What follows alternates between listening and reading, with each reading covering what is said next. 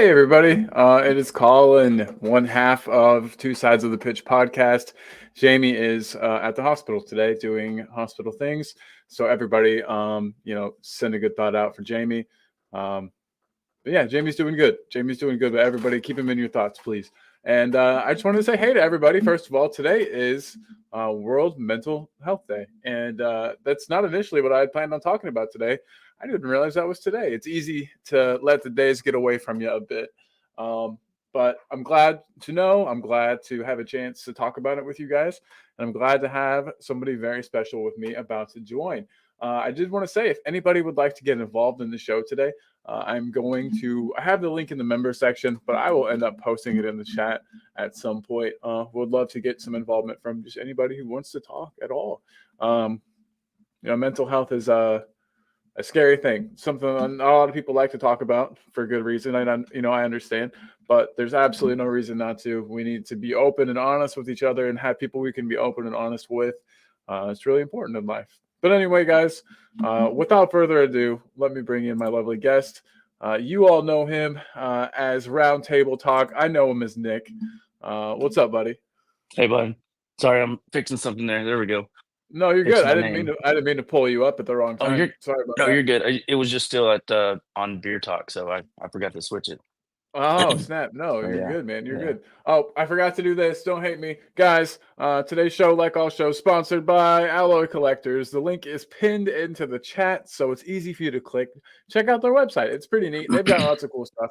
uk.alloycollectors.com. With our code 2sides, you'll get 15% off. You can get Spurs kit. You can get so many other ones. So no matter what the football fan in your life supports, what team they support, there will be something there that they will like. I'm almost sure of it. So check it out, guys. And don't forget to use our code 2sides. But with that out of the way, Nick, how's it going, buddy? How are you doing today? I'm doing pretty well today, actually. Yeah, it's I got a little bit of allergies. I was telling you earlier, we've had very, very little rain in the last couple months, so it's very dry here, and got a bit of a scratchy throat. So y'all forgive me for that, but yeah, it's pretty good. No, That no, was nice weather today. no one's gonna forgive you for that, by the way. We hate you for your scratchy throat. I know. No, you're not That's forgiven. okay. You're not forgiven. Dun dun No. dun. Done. Well, dude, seriously, glad to have you here. Like I Thank said, you. I've Glad to be got here. I've got some football stuff to talk about. Soccer, as you and I would say, in our neck of the woods. But there's also some mental health stuff we need to touch on as well, or I would like to touch on. But Yeah. first, we would not be good people if we didn't say hello to the people in the chat. Adrian was here. I've set the show back further like 3 times, so people have said hi multiple times. Adrian being one of them. Big up to Adrian for being around always. And Adrian, if you'd like to join, let me know, man. We'd love to have you on. We've got Ryan G in the house. What's So up, Brian. Ryan? How are you, bud? Who else? Adrian again. What a good man. We've got Pete K in the house. What's up, Peter? Elias is here. Hello, Elias. Nice to see you, buddy. Audio Artisan in the chat. What's up? And then Johnny Bethnal Green says, just got home, bro. We will have to get you the link. I'd really like to have you on, Johnny. I really, really would. And then the Cop and Beyond must be a Liverpool supporter. Hey, nice to have you here. Very good to have everybody. Truly appreciate you guys. Adrian says, send him the link. He'll come on in a bit. You know I'll do it, buddy. Chris Peters is in the house. What's up, Chris? Me and Chris, old buddies. Good to have you here, Chris. And then Quez Ali's in the house. Look at that. The gang's pretty much all here already. Quez. So yeah, good stuff. Good people. And then Monica Coe is here. That's actually Jamie's wife, everybody. So Jamie's wife is in the building as well. Hi, Monica. Nice to have you here. Look at this. Elias says he came to hear from Nick. Doesn't hear from him often. Look at that. You're special, dude. Everybody wants you. Yeah, you're the one that everybody came here to see, not me. Real quick, I'm sending that link to Johnny Bethnal Green. But let me get that to him real quick. Copy. I'm just gonna post it in some of our groups too. Well, let's see what Johnny Bethnal Green has to say today. Sorry for this, guys. Thanks for holding up for me for just a sec. Boom. So the link has been sent, Johnny, and I am sending it to Adrian as we speak. Good old Adrian. I feel like it's good to have everybody that we possibly can involved today. It's going to be a good show. So yeah, let me send this here. I'm going to post it in. We got a WhatsApp group for the channel. Bam. Thank you, ma'am. All right, awesome. So that link has been sent out, and I'll probably, like I said, put it in the comments at some point in case somebody's not part of any of those groups but would still like to join. It is in the member section of the channel as well. So if you're a member, you can find it there. But yeah, you guys have all seen the thumbnail, I'm pretty sure, because you clicked on it. Today we are going to be talking about the main thing I wanted to talk about was the defense and how Romero doesn't seem to be on his game. Seems to be going through a patch of what I would consider bad form, just because of how good his form has been up until this point. And maybe he needs a sit down. But again, that was before I realized that it was Mental Health Day. Hey, Parker is in the house. Parker, what's up, buddy? Yeah, you alright, guys? Yeah, doing good, man. How about you? Yeah, not bad, no man. Can you hear me okay? Yeah, you sound good, dude. Can you hear us okay? Yeah. Just because you're coming through my car because I'm driving at the moment. Well, be careful. That's the most important thing, is to drive safely. I've got it on my hands free. 10 and 2. Good deal. Yes, sir. Yes, sir. Man, but Parker, very good to have you. As you know, it's World Mental Health Day, so we are trying to just kind of, bring some awareness to that. Bring some awareness to the fact. I wanted to bring awareness to the fact that even millionaire footballers can be struggling with mental health. It's not something that's exclusive to anybody or anyone socioeconomic class. It is pretty indiscriminate in who it gets, I had a question that I wanted to kind of pose to everybody. And this is perfect that you're here. Do you guys think, both of you guys, and I'll answer as well, that our players are having their mental health looked after? And I guess I should have added the caveat, if so, is it enough? I mean, we've had some players documented with mental health kind of issues and struggles. Nick, do you think that they're being looked after? I hope so. I mean, I know just from at the youth level, because both my boys play at the youth level here in an academy, that game to game, that it affects them tremendously, and that compounded on to your normal life, it can be overwhelming. I'm sure, and Romero has kids, at least one, right? And a lot of these guys have kids. Madison, they all, and that adds more and more and more to it, on top of their form at what is actually essentially their work, right? So their performance at work, their performance at home, everything has to all be taken in consideration whenever they're talking about their mental health. And I'm hoping that they're not just seeking it through just the club. I hope that they're actually, hopefully some of them have had somebody for a long period of time, because matching up with the right, and I found this out myself, matching up with the right person to be that third party to talk to. Third party, I mean, like between you, your life, and then a third party that has hey, Johnny, that has, that can give you a broader perspective of your life. It just helps tremendously. And I've gone through a few that are just like, why, I'm wasting my time with this person, but you find the right person and it just clicks. And I hope they find the right person. I think they have an in-house therapist. I haven't done any research into that, but I'd be curious. But I don't know. They seem like they're a lot more with it this year than they were last year. They seemed like they were being affected more easily last year by ups and downs. And I think that Yeah, and I think that as years go on too, I mean, it's a thing it's given more and more attention, more and more spotlight, and that's a good thing. You know, the more players too that come out and talk about their troubles and experiences, the better. Yeah, I think it's something that's growing every year. First of all, I wanted to say hey to Johnny Bethnal Green. What's up, You buddy? all right, Cole? You all right, Nick? I'm good, buddy. How are you? Yeah. Sweet as a nut, brother. I saw Awesome, I man. saw your video this morning, man. I liked it a lot. Me too. And yeah, that's part of why I thought we'd bring you in, but also just because I love you and this, something that we talk about sometimes, and I. So it's good to have you on the show, man. But yeah, I'd asked this question, and are players having their mental health looked after? I know that we can't know for sure, but Parker, do you think that they've done a good job or are doing a better job? I mean, what's your view on the players' mental health and whether or not it's being looked after? Can millionaires that are like these guys? Can they have mental health problems? A lot of people will say that they get paid so much they just need to deal with it, which I don't think is fair. I don't know. Do you have any particular view on it, Parker?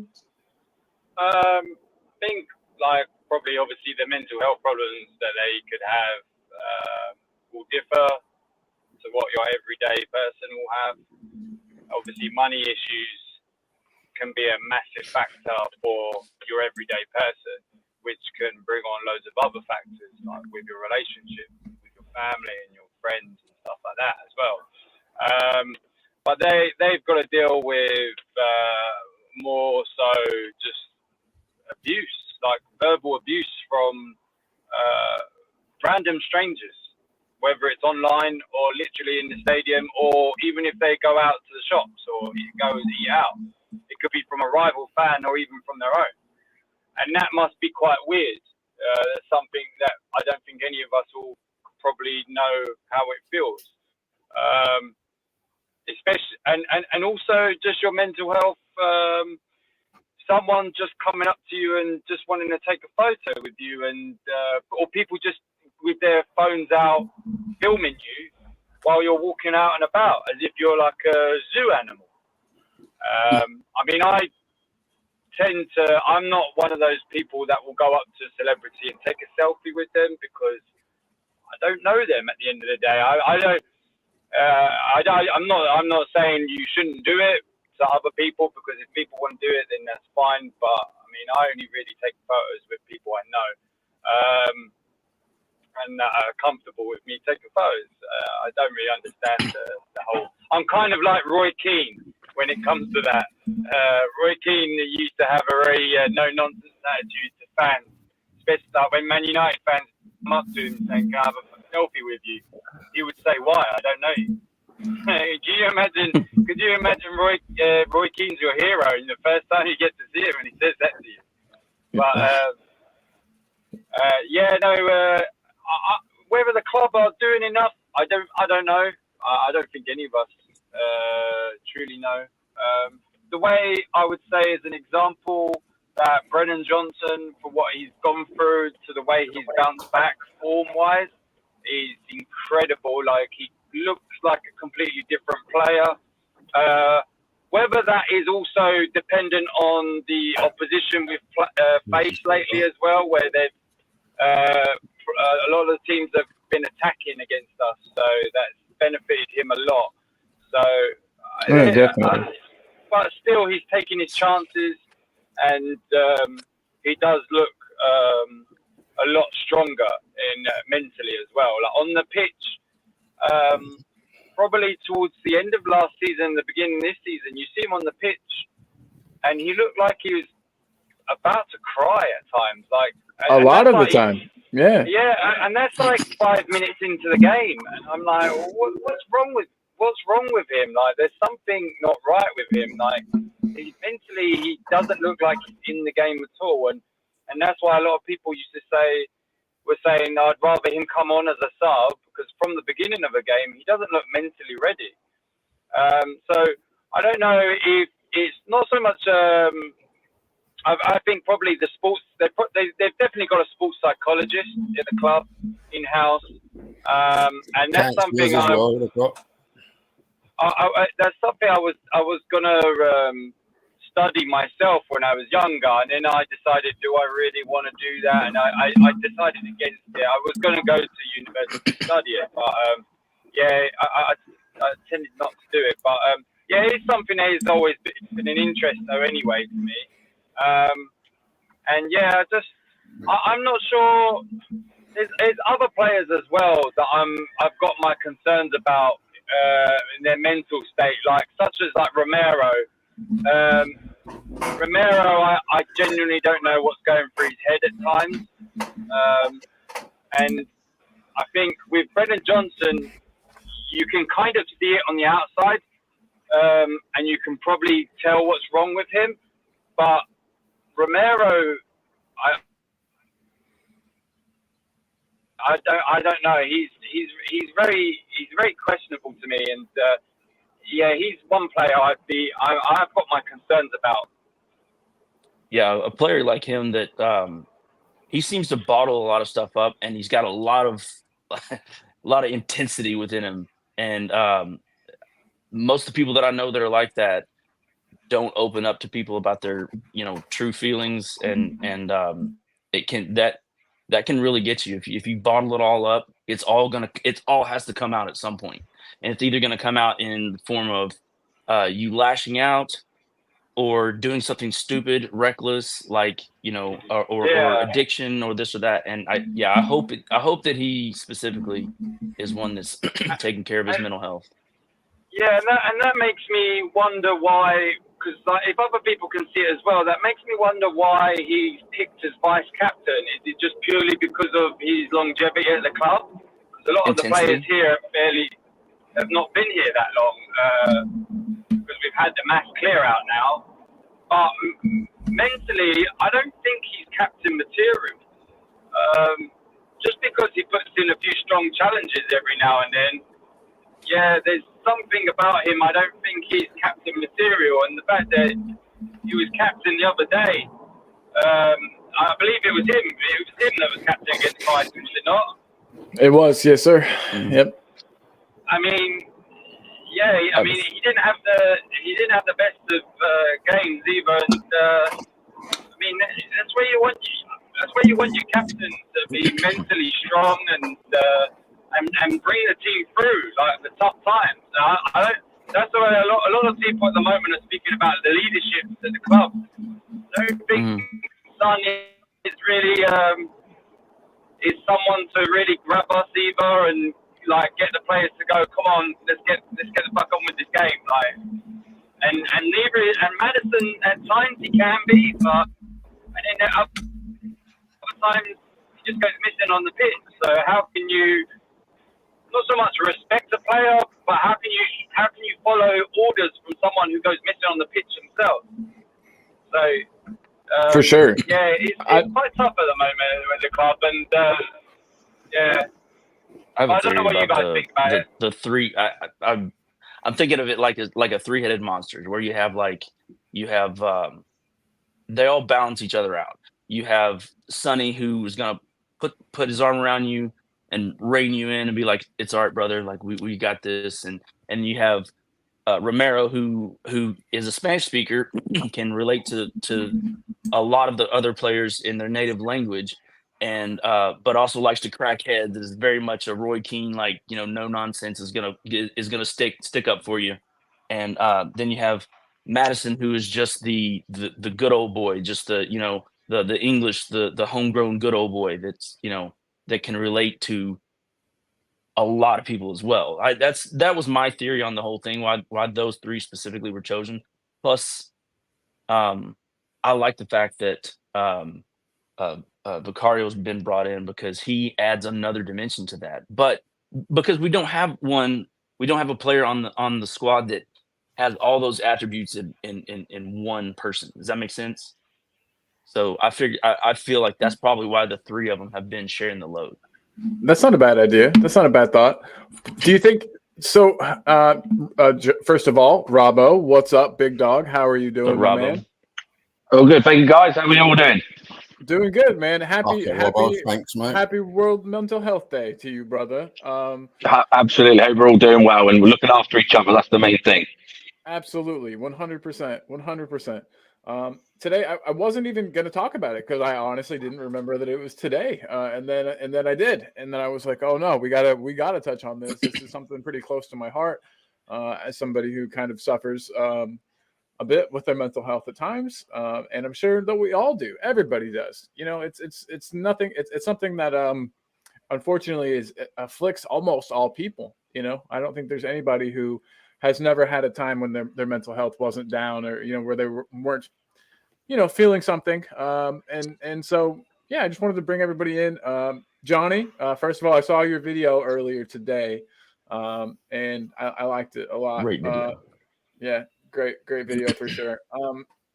Yeah, man. I'll ask the same question to you. Do you think that they're looking after our players? Because look, like we've had players like Aaron Lennon come out and speak out about his mental health issues. Dela's health issues. I was doing some research. Vertonghen even had some kind of mental health issues after his, after being injured. I think it was in the World Cup final. It might have been the semifinal, but he was injured, and then he left Spurs. He had kind of a downward spiral after that for a while. And then obviously there's Tanji, there's players like Gaza that have all had, are these players being looked after enough? You think? I think they've been overlooked for years regarding the mental health. And it's only in the last couple of years where they've actually thought to themselves, do you know what? We've got to look after these players mentally as well as physically, Yeah, that definitely. I mean, it's just as big of a thing. I wanted to talk about Romero's form today, and you guys are, I think Nick mentioned it, or somebody, Parker, that it could be that it's his, he's having kind of a little bit of a mental health issue himself. Maybe the pressure of being captain is too much for him, perhaps, or we could speculate all day. I just hope the guy's all right. Hope he's doing okay, and I think for that reason, and among other reasons, that he probably should have a couple games out to kind of find himself, to relax, to take some of the pressure off of him. Because Robbo, you I mean, know as well as anybody that this is a high stakes game. These footballers are playing. They make a lot of money, yeah, and that softens the blow of a lot of. Yeah. I mean, so with the with what's expected of footballers, yes, they do get paid a lot of money, and I think a lot is expected of them. I know we've had the talk about playing too much, and that's not what I'm going to talk about. What I'm going to talk about is the expectation of what they do. Sorry about that. Did you freeze on us? Yeah, froze really bad. Oh, I don't know if he's gone again. He's gone. He's back. But I think the clubs have a lot of responsibility for looking after their players, and in any, not just football, in any job, in any company, they should be looking after the staff that are working for that company, because the staff that are working for the company or playing for the clubs or whatever are working for the business, yeah. So they're making you the money, putting it out there, etc., working hard. So the club, the company have all got to look after every single member of staff, whether it's a football player on £300,000 a week, or whether it's somebody who's the kit man or the cafeteria lady. Every single person has got to be looked after and made sure that they are okay. If it's general meetings, it's catch ups, things like that. It's so important, because, like you rightly said, everyone suffers or has at some point had some sort of mental health issue that they might not want to talk about, but as long as they know that there is someone that they can talk to, that's the main thing. And I think maybe some football clubs haven't done that in the past. Like you said, obviously Aaron Lennon, Dele Alli, is Marcus Rashford. He was doing a lot of work outside of football with the government and things like that, and with that being a young, I think it was like early 20s, playing for a massive club at Man United, and also doing his stuff with the government, it takes a lot. But we have to make sure that these players are all right, and that goes not just football, all sorts of companies throughout the world. Super good point. And I think that, like I said, with the money, a lot of people think that money just kind of takes us all away, but it really, from what I can tell, and from what I think you guys have said, and there's been players at your club, Robbo, there's been players at Spurs that have these mental health problems that are raking in the cash. So it's obviously not like money; it's just like a fix all for these problems. No, you look at pop stars and rock stars when they kill themselves. They've got Yeah. millions in the bank, and they still shoot their brains out. Yeah, You man. know? Yeah. Absolutely. You look at Gary, you know, about 10, 15 years ago, Gary Speed, you know, he was one of the, like, you know, he was one of Wales's best footballers, a great pundit. He had a family at home, but, you know, he was suffering obviously inside, and, you know, unfortunately did take his own life. And that broke my heart because I grew up watching, you know, Gary Speed play for Newcastle, Everton, Wales, Sheffield United, Bolton. And then for someone like that to, you know, you see him on the telly one day and then you hear the news the next day that he's taking his own life because he wasn't able to talk about it, you know. And So there's a few footballers. He was that have literally committed on. suicide. He was literally on BBC earlier that day as well. Holy shit. He was on BBC the same day. That's crazy. I Yeah. wasn't aware Yeah. of that. literally, That's yeah. That's Yeah, heavy he was shit. doing a BBC like football program in the morning, like talking about like the Saturday games coming up. And yeah, they did like a documentary saying that he was fine. He would not have guessed in a million years there was anything wrong. You know, he was feeling any of this kind of stuff, and then yeah, I think his wife found him or something. You know, that night or in the morning. It's tough, and you know, someone of that, you know, that high caliber, that sort of in the spotlight, wasn't able to just say to someone, I'm not right. I don't feel right. I'm not happy. I'm, you know, feeling this, that, and the other. For someone like that not to be able to talk, it's you know, it is upsetting. And I just hope that we are getting to a stage now where it is okay to talk about it. Definitely. Yeah. Definitely. Oh, Nick, Like my I was bad, saying, buddy. Oh, you're good, bud. Like I was saying earlier too, like in my experience, it's typically the ones that everything seems brilliant, like everything seems perfectly fine. Excuse me. To everybody else, and like I spoke about in one of my videos, they have a mask on. They're wearing a mask. They're not legitimately being themselves. They are putting on a show for everybody else to, and especially for men, you know, we have always been told, you know, suck it up, you know, suck it up, Buttercup. I can't tell you how many freaking times I've had a coach tell me that. Suck it up, Buttercup. Rub some dirt on it, whatever. Walk it off. But you can't just you can't always do that. Can I cuss on here? You can say whatever the fuck you want, dog. Okay, cool. That was like, you know, you can't always fucking do that. You have to talk about shit. You gotta, you know, whether it's a therapist, which I highly recommend, or even if it's just a friend, you gotta have another party that you can confide in and trust. The trust factor is huge because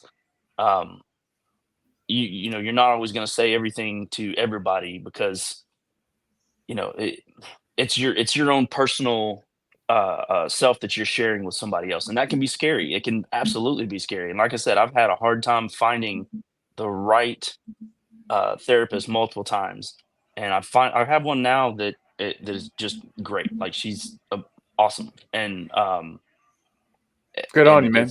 Dude, it's helped me so much. Helped me through so much stuff. And I highly recommend finding that other party and talking about it. And you know, that's not to say you're not still going to have some sort of mask whenever you know, go out in public. It's human nature, you know, especially like I said, especially if you're a guy, you're going to be expected to suck it up, Buttercup. But we can't always do that. We have to we have to explore, you know, what's going on up here and what can help me learn coping mechanisms. You know, like I used to have panic attacks, massive panic attacks. And I learned coping mechanisms, you know, specific breathing, you know, how to actually bring myself back to the present. And that was through therapy that I found that out. And I hope these guys are getting that because they're under a tremendous amount of pressure and they're all young. I mean, hell, I'm 45 years old. I could be a lot of their dads. You know what I'm saying? It's like, I mean, I have nieces and nephews that are the age of most of these players. I have a nephew who's the same age as James Madison. And like, how do you look so good at 45, Nick? I was gonna ask the same thing. I look like shit. And I'm Yeah, we need to learn a secret there, man. it's the Southern water, brother. Southern water, the good mountain living. There you go. There you It's go. the good old country living. Hey, there might be something Thank- to it. There might be something Thank you, to by it. the way. I appreciate that, y'all. But yeah, of course. And I don't want to harp on it for too long, but yeah, I mean, I've had my own struggles, like with mental health, with like addiction in the past. I've had friends take their own lives, unfortunately.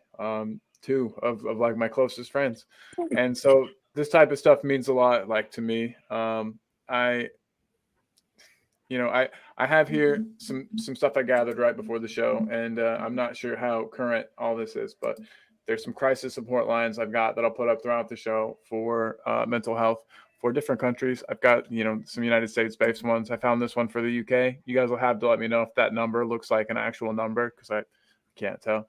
And It's then just good to get it off your chest and just pick up the phone and just exactly. let it out. Yeah, we bottle so much up. Yeah, you bottle it all up and it just comes to a head in your head and you can't think no more. So you just got to let it out. And, it's good to find someone that can listen. And then the mental health people in the UK, they do listen. You can phone them up and they do listen. Yeah. And so there, like I said, there is that line. If you are in the UK, there's the number in there that you can call to get somebody to talk with. Here it is for US, and then I'll keep throwing these up multiple times throughout the show. But then here's some for Australia as well, because I know we've got some Australian folks watching. We've got Pete, the paramedic in the house, who's probably unfortunately seen some of this stuff firsthand. But yeah, guys. Just I've asked pretty much everybody, if they think the players are being looked after. I hope that this continues. I hope they are looked after more. We see a player in bad form and we think, what's the problem? Like what's their deal? Well, it could very easily be much more mental health based than we think. There was a comment. Oh, do you sorry. know what, Cole? Do you know what, Yo. Cole? I think everyone slags off Ange, but I think he appreciates mental health more than the average manager, because he did come out and say that, Johnson needs help and he helped him out. And now look, he got him back on track, So I think there's a lot more to being a football manager than just managing the actual football game. It's managing the players' minds as well, isn't it? Definitely. Audio Artisan puts in here too that he thinks Richie's a big concern. That's something I agree with as well. Richarlison has been on the injury list for a long time, but with like an unspecified injury, which makes me think, he had some documented mental health issues. He was getting counseling. Yeah, and I hope he still is. I wonder, and a lot of this could just be us speculating, and I don't want to get too much into that. But yeah, I hope that Richie's getting the help he needs. I hope Werner. You got to think Werner probably isn't doing great. As a footballer, when you're shit. When you're not shit. But sorry, that sounded terrible. Yeah. But when you're playing like shit. When you're not doing a good job, not living up to the standards that you've set for yourself. And so yeah, I think Werner's probably having a hard time. And I hope that somebody's kind of put his arm around him. It sucks. So I don't think we don't have any other German players at the club to kind of like look out for him. But hopefully, he's got a good support structure. Does Lange speak? I think he speaks German, doesn't he? He's a perhaps. Well, I'll have to look into that. But hopefully, I just hope he's got somebody there, because you can see it on his face. He's got a face similar to the Brennan Johnson face that we talked about earlier. Whenever he misses those chances, that he knows that he's better than that. That he knows he's going to get abuse from the fans, and I'm not saying that it's not anybody's right to kind of talk about a player when they're doing poorly, but I think that we just need to make sure we're being fair, giving everybody a break. Yeah, it's terrible. They was booing Werner to bits the last couple of times he's played and he's come off, and that can't do nothing for your mental health, can it? Not gonna make you play better. I don't think it can help form either. Like if you're already playing poorly and then somebody tells you you're shit, you're gonna be motivated to get better, but you're not gonna be in the mental headspace to be open to getting better. So they have to be able to shut out the noise, and that's luckily. And I felt bad for the kid at the time, but luckily, Brennan has turned. It seems like he's turned it around. He seems a lot happier now. But like he was getting called this, that, and the other. I mean, racially abused, all kinds of stuff, man. Like, I mean, as They're saying some nasty stuff to that kid for sure. yeah, So I mean, as a father of mixed kids, like I've seen some shit, man. Like, oh, we lost you for a second, Nick, but you're back. Oh, he's gone. He's gone. But yeah, Johnny. So I don't know. I just wanted to talk about okay, I'm back. Oh, you're back. We got you. Carry on, Okay, Nick. cool. Yeah. What I didn't mean to cut you off. Nick, can you hear us? Okay. So yeah, Johnny, the video that you made today in regards to the video that, or the post that you saw about I don't know, basically people just using I'll just come out and say it. People will know who I'm talking about, but that's fine. Well, people that using alcoholism as kind of like an example in a like an analogy, I guess. It's a dangerous thing, just because, like you were saying, so many people struggle with it. So many of our former players have struggled with it. Yes, I myself have struggled with it. Do you know what? I think a lot of these content creators, they like to spread a really negative narrative, and then they go and use an analogy about an addiction or alcoholism, and I just didn't think it was right. You can't, little kid, like teenagers, like worship these people sometimes, and they read that and say if they've got a problem, and other content creators have got problems with being sober, haven't they, and stuff like that. And then you watch them and you just think you're just being hypocritical all the time, brother. You know, one rule for one and one rule for another. It just boils my piss. It's also to me,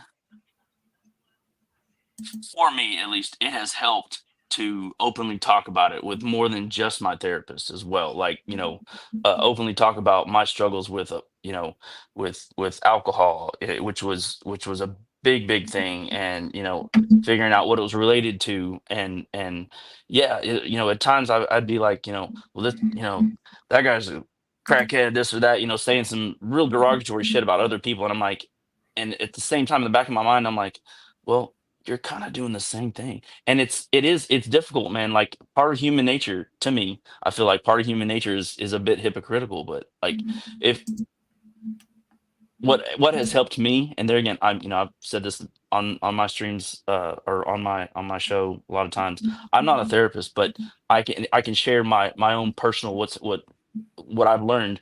And for me, talking about it with people like you guys that are uh, genuinely open to hearing this is tremendously helpful, and that's that's one of the things that I've continued to try to do. But like, I hope that anybody that you recognize as having an issue gets help, because by the time the outward world has recognized that you have an issue, it's far progressed.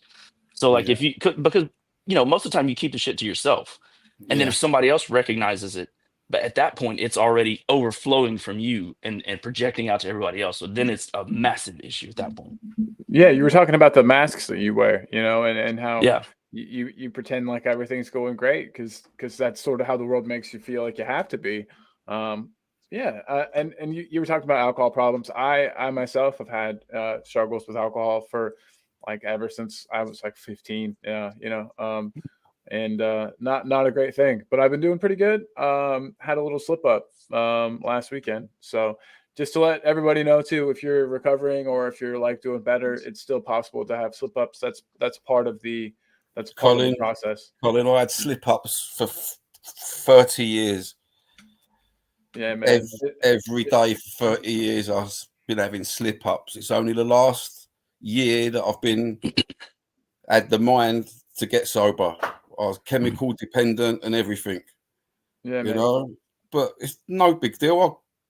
talked and opened up to people, and I realised that I'm not alone.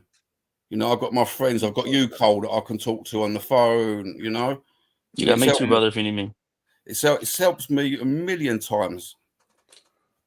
And I hope that other people realize that, you know, I mean, I don't know about you guys, but I'm definitely like my inbox is open. My phone number is out there. If you need to get a hold of me, if you want to talk about anything, I'm here. And I know that I'm not like an authority on any of this. I know that I'm, like I was just saying, I have my own struggles. I'm not nearly a perfect person, but I do understand. I do understand the struggle, and I definitely would be down to talk with anybody that needs it. And if you need to talk, here are some phone numbers that you can call. If you're in the U.S., these are some good numbers here. These two numbers. If you're in the U.K., I found this number here. And then there are a few. Australia is pretty cool in that they've got quite a few numbers that you can call, different ones for kids, for men, for just in general. So yeah, just I'll put these up, like I said, a couple times throughout the show, and I hope that and I hope that helps somebody. I hope that somebody sees that, because there's absolutely no need to suffer in silence, to suffer by yourself, when there are so many people around that A, care, and B, have been through the same thing and know your struggles. You know what? I think a lot of people suffer in silence without realizing that there's hundreds and thousands and millions of us who are addicts, ex-addicts. Do you know what? I'm so lucky to have a great friends and family, you know, and that's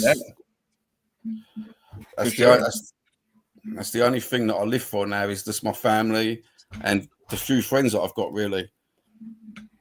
It's important to have good things in your life, friends, family, and a lot of people feel alone. And again, I just want to throw out there that, you know, this is a big community. We do, you know, mostly just talk about football and talk about, you know, the latest match, and did Ange fuck up the selection, and you know, who's playing like shit. But there's a lot more to it too, and I think that, you know, I hope that we can all kind of come together, be there for each other. Maybe I think we used to have a mental health WhatsApp group. I don't know what happened to it. I don't know if it's still going. So I'm gonna have to look into that, and if there isn't one, maybe get that going, or if there is one, maybe it's time to get it all back on track, you know? Yeah, I fully agree. And guys, we'll definitely tie this all back in. But I did have a question for you guys that was football related. Bring it. So he keeps losing his marker. Happens like once or twice a match. Usually leads to a goal. Does Romero need to sit a game or two, and have his recent performance? Yeah, his recent performances. This is all speculation, so I don't want to speculate too much, but they could easily be having an effect on his game. You know, you make these mistakes, and it's sort of hard to get past them at times. Would maybe sitting a game or two help him? Do you think, to become a better player, to iron out those problems? Because it's like a double-edged sword. Sometimes if a player is sat out, it messes with them mentally and psychologically, and they think that, you know, they're not good enough. The doubt starts to creep in.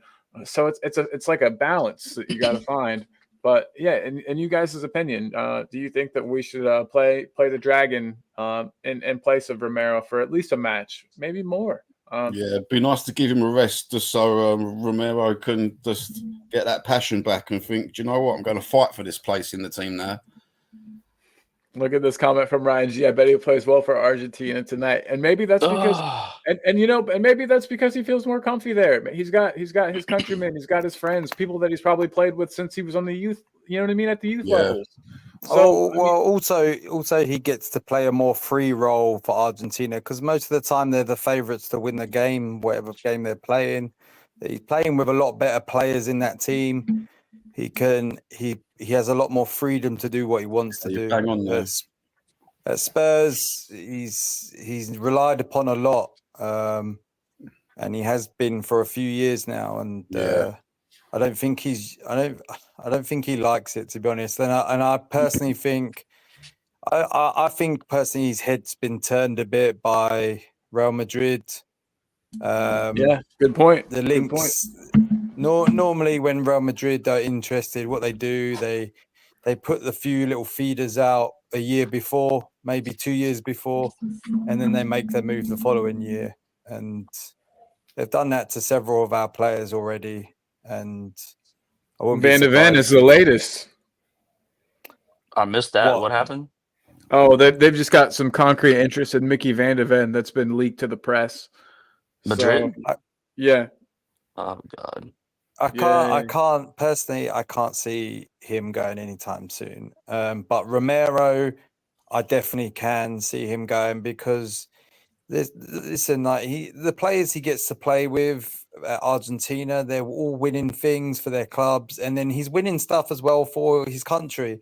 And then he comes back to his club and he's not winning, and he's not only not winning, he's not even. He probably feels like he's playing for a club that's not even competing for anything.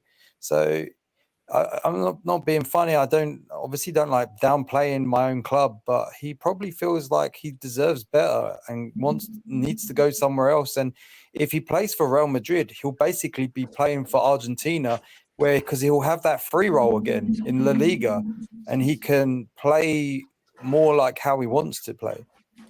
Agreed. No, that's a very good point. And I think that there's got to be so many things going through a player's head at any given time.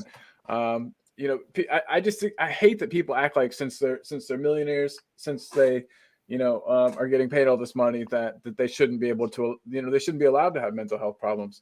No worries, dude. Before I got to apologize for my part in Spurs' defeat at halftime, I text the group to say how great Spurs look. So I take responsibility. Big up, Bravo. No, we don't blame you, buddy. We don't blame you. Glad to have you around, man. Always good to have you here. Sorry I didn't warn you that this show is going to be a bit more on the serious side. I kind of just snuck everybody in here without telling them. Awesome to have you, Robbo. Welcome to come back anytime you want, man. At the deep end, Cole, didn't you?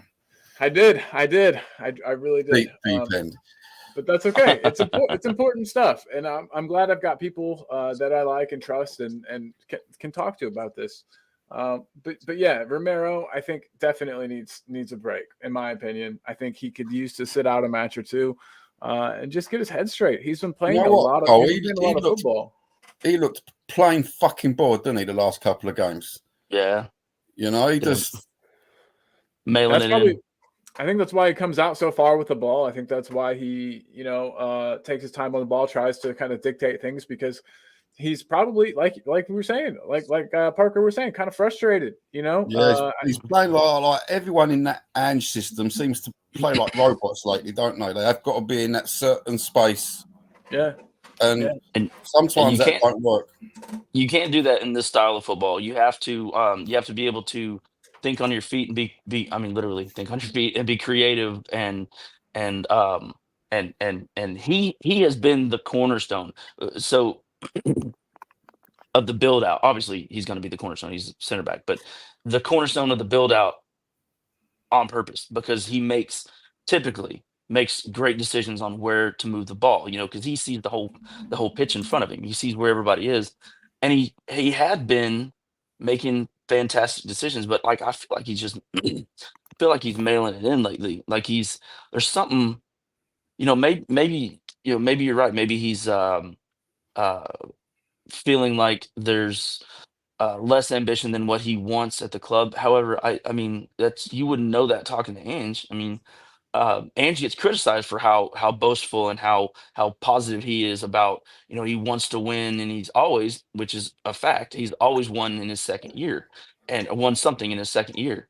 But he's so it's got to be coming from somewhere else. And if he does get some bench time, it needs to be, in my opinion, it needs to be done right. Like gracefully, tactfully. Yeah.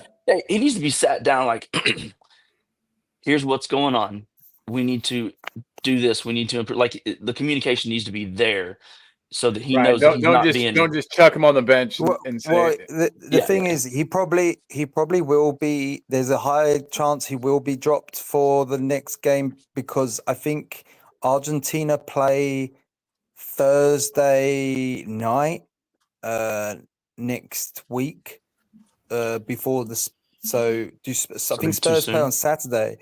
So he will literally not have enough time to kind of prepare Recover with the squad. Yeah. From what I've heard, I think Argentina play Thursday night. So yeah, he's obviously got to fly back as well, and by the time he comes back, that's the perfect excuse for Ange to try out Dragusin.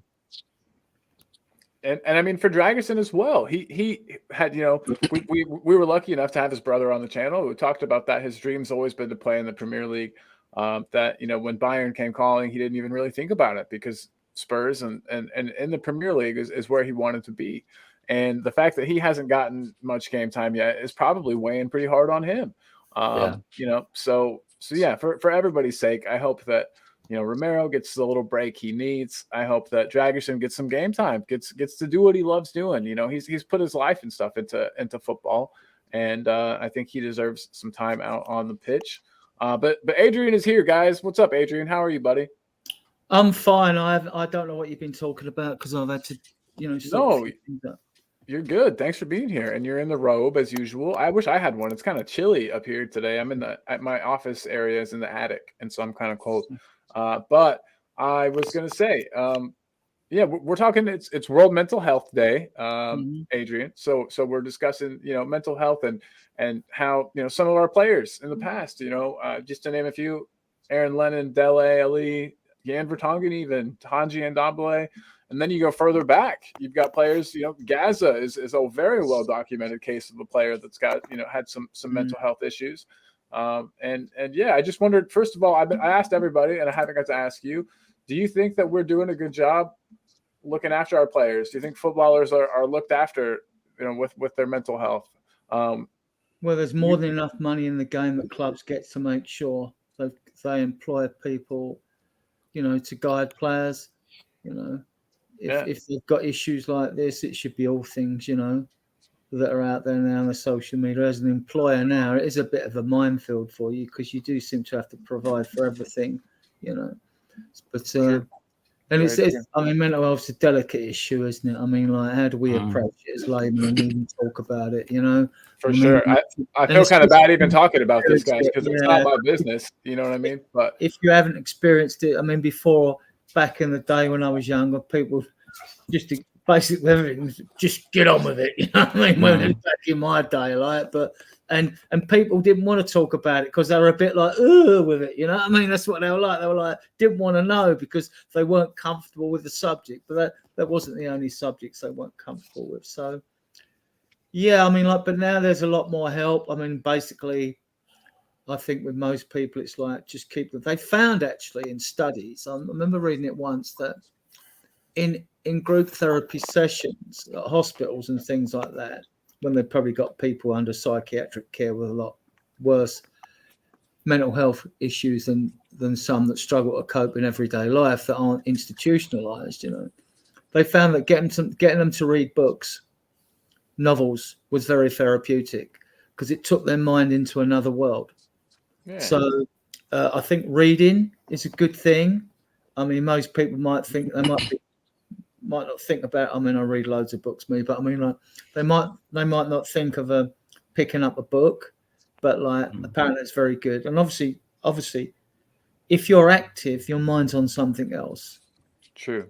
So I would have thought if you can keep active in any way, whether it's going to the gym, going for a walk, anything like that. I think it would take your mind off things, If you were sitting beside, I don't know if you've got any canals or rivers by you, sitting just watching the world go around. If it's summertime, obviously, don't recommend it if it's minus 30.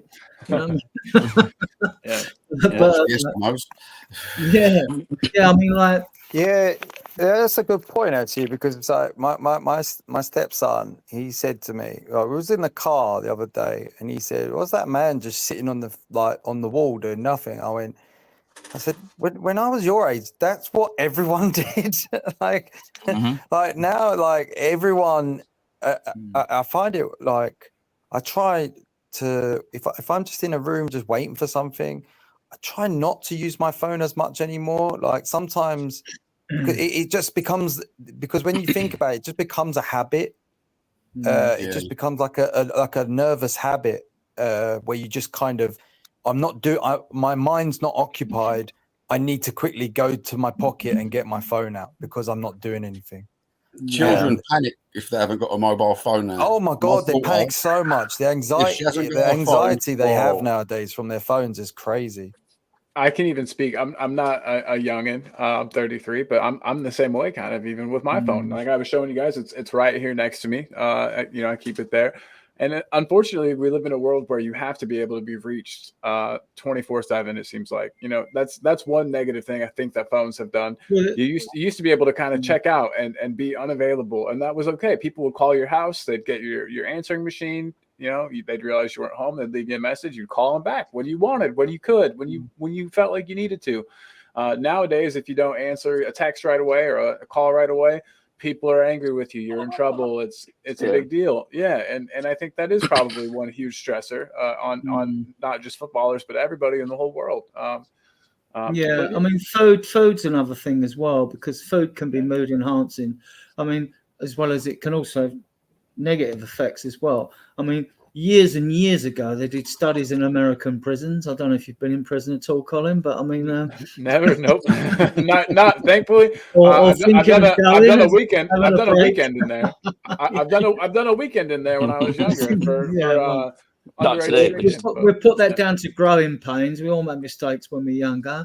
Absolutely, but they changed the diet of the prisoners. This was years ago, so I don't know what's come from all this fast food and stuff like that, and they started giving them like salads and pasta and stuff like that. And believe it or not, the crimes of violence dropped over 60% inside the prisons. Mm-hmm. So mood has an effect. I mean, also other things. If it's sunny, get out in the sun. And don't wear sunglasses, because you can wear sunglasses at times if you're getting too much sun, but don't wear sunglasses, because when you take the sunglasses off, the sun hits your eyelids. It don't when you're wearing the sunglasses, which affects your brain, which sends messages to your brain, right? It's better. There are other things you can do, but obviously you don't want to drop advice on supplements unless people, because you don't know what people's individual condition is.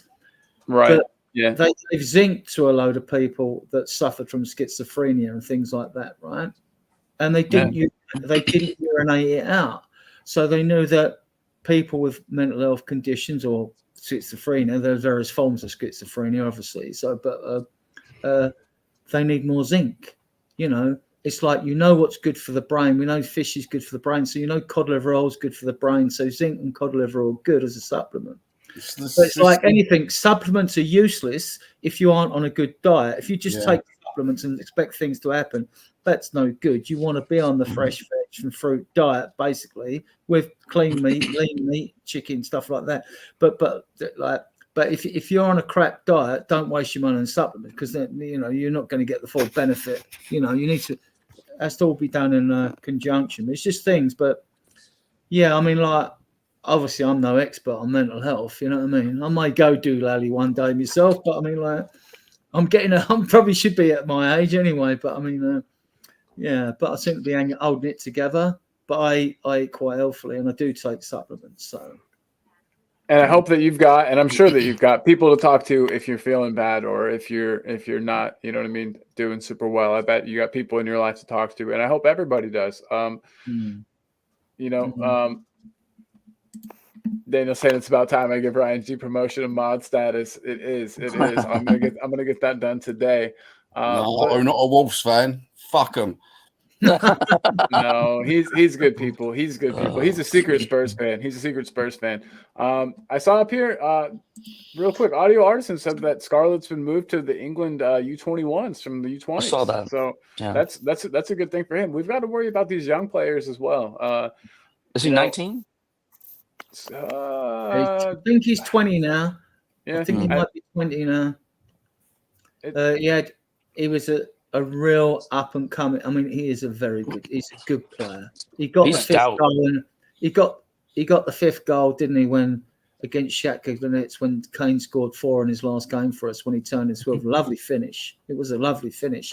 He is a talent, but obviously in the pecking order now at Spurs, you've got Lancashire's who got 23 goals and 22 last year. He and about 30 goals with cup games. I mean, he's obviously overtaken him.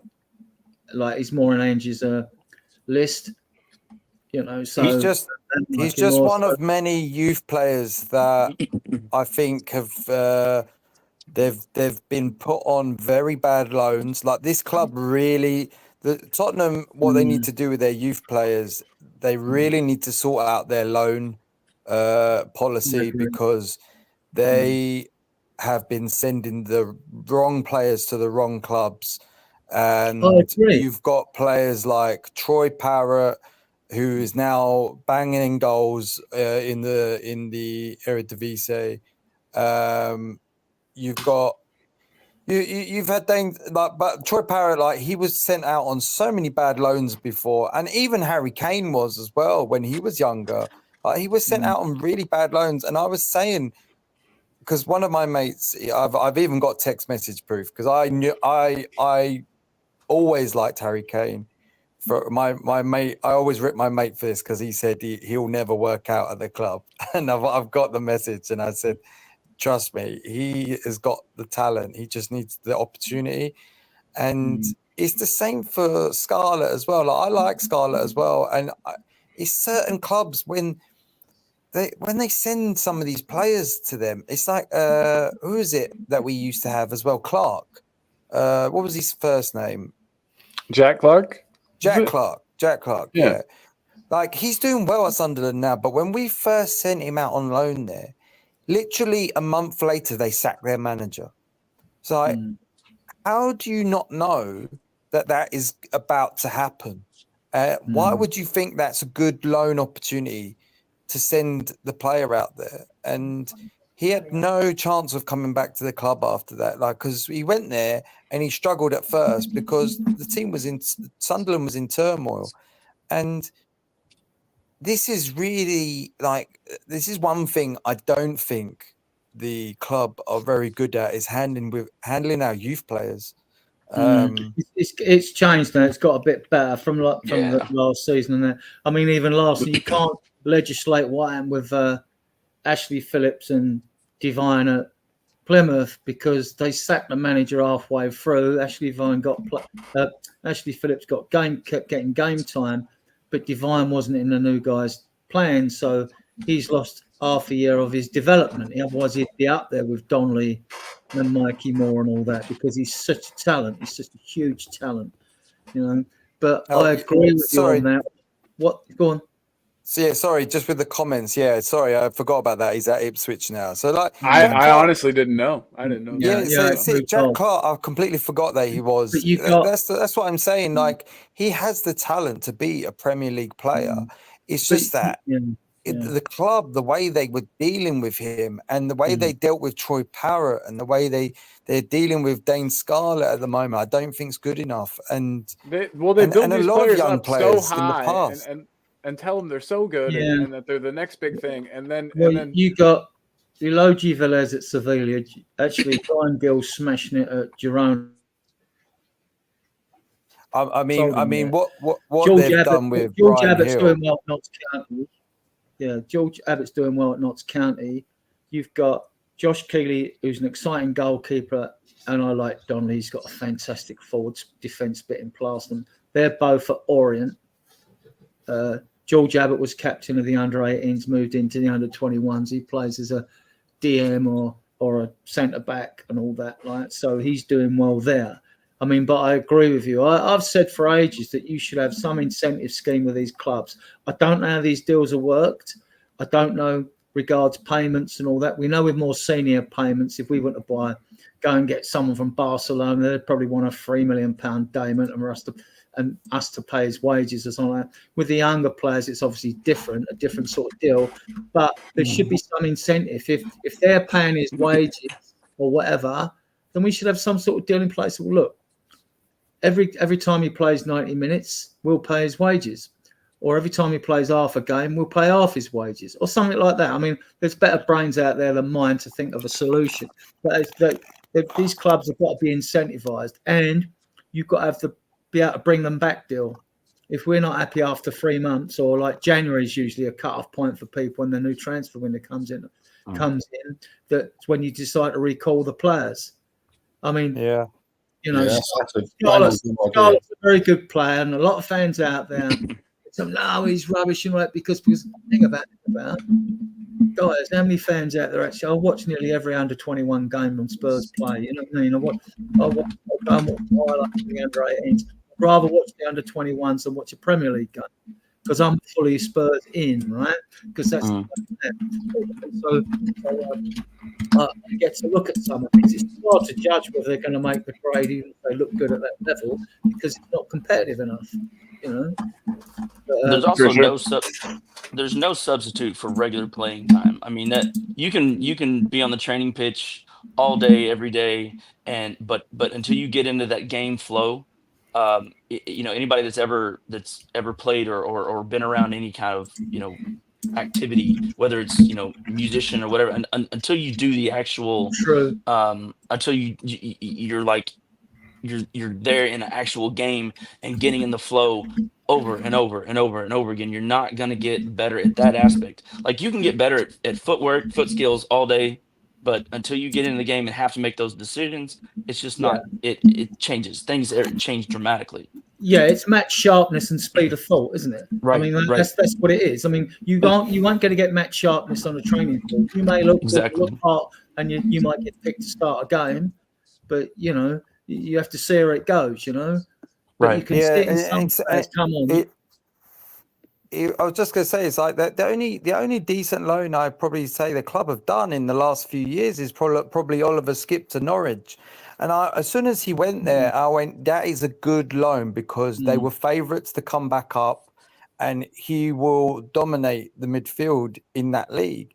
And he did, and he got player of the season for Norwich. And then I remember a lot of people said they wanted Brian Hill on loan in the Championship, and I thought, why would you want that? Like his confidence at the moment in the Premier League is rock bottom, and you want him and the main reason why is because he's getting out muscled, and you now want him to go to the Championship where he'll get out muscled even more, and he'll start thinking he is not ready at all, and he will be even worse of a player.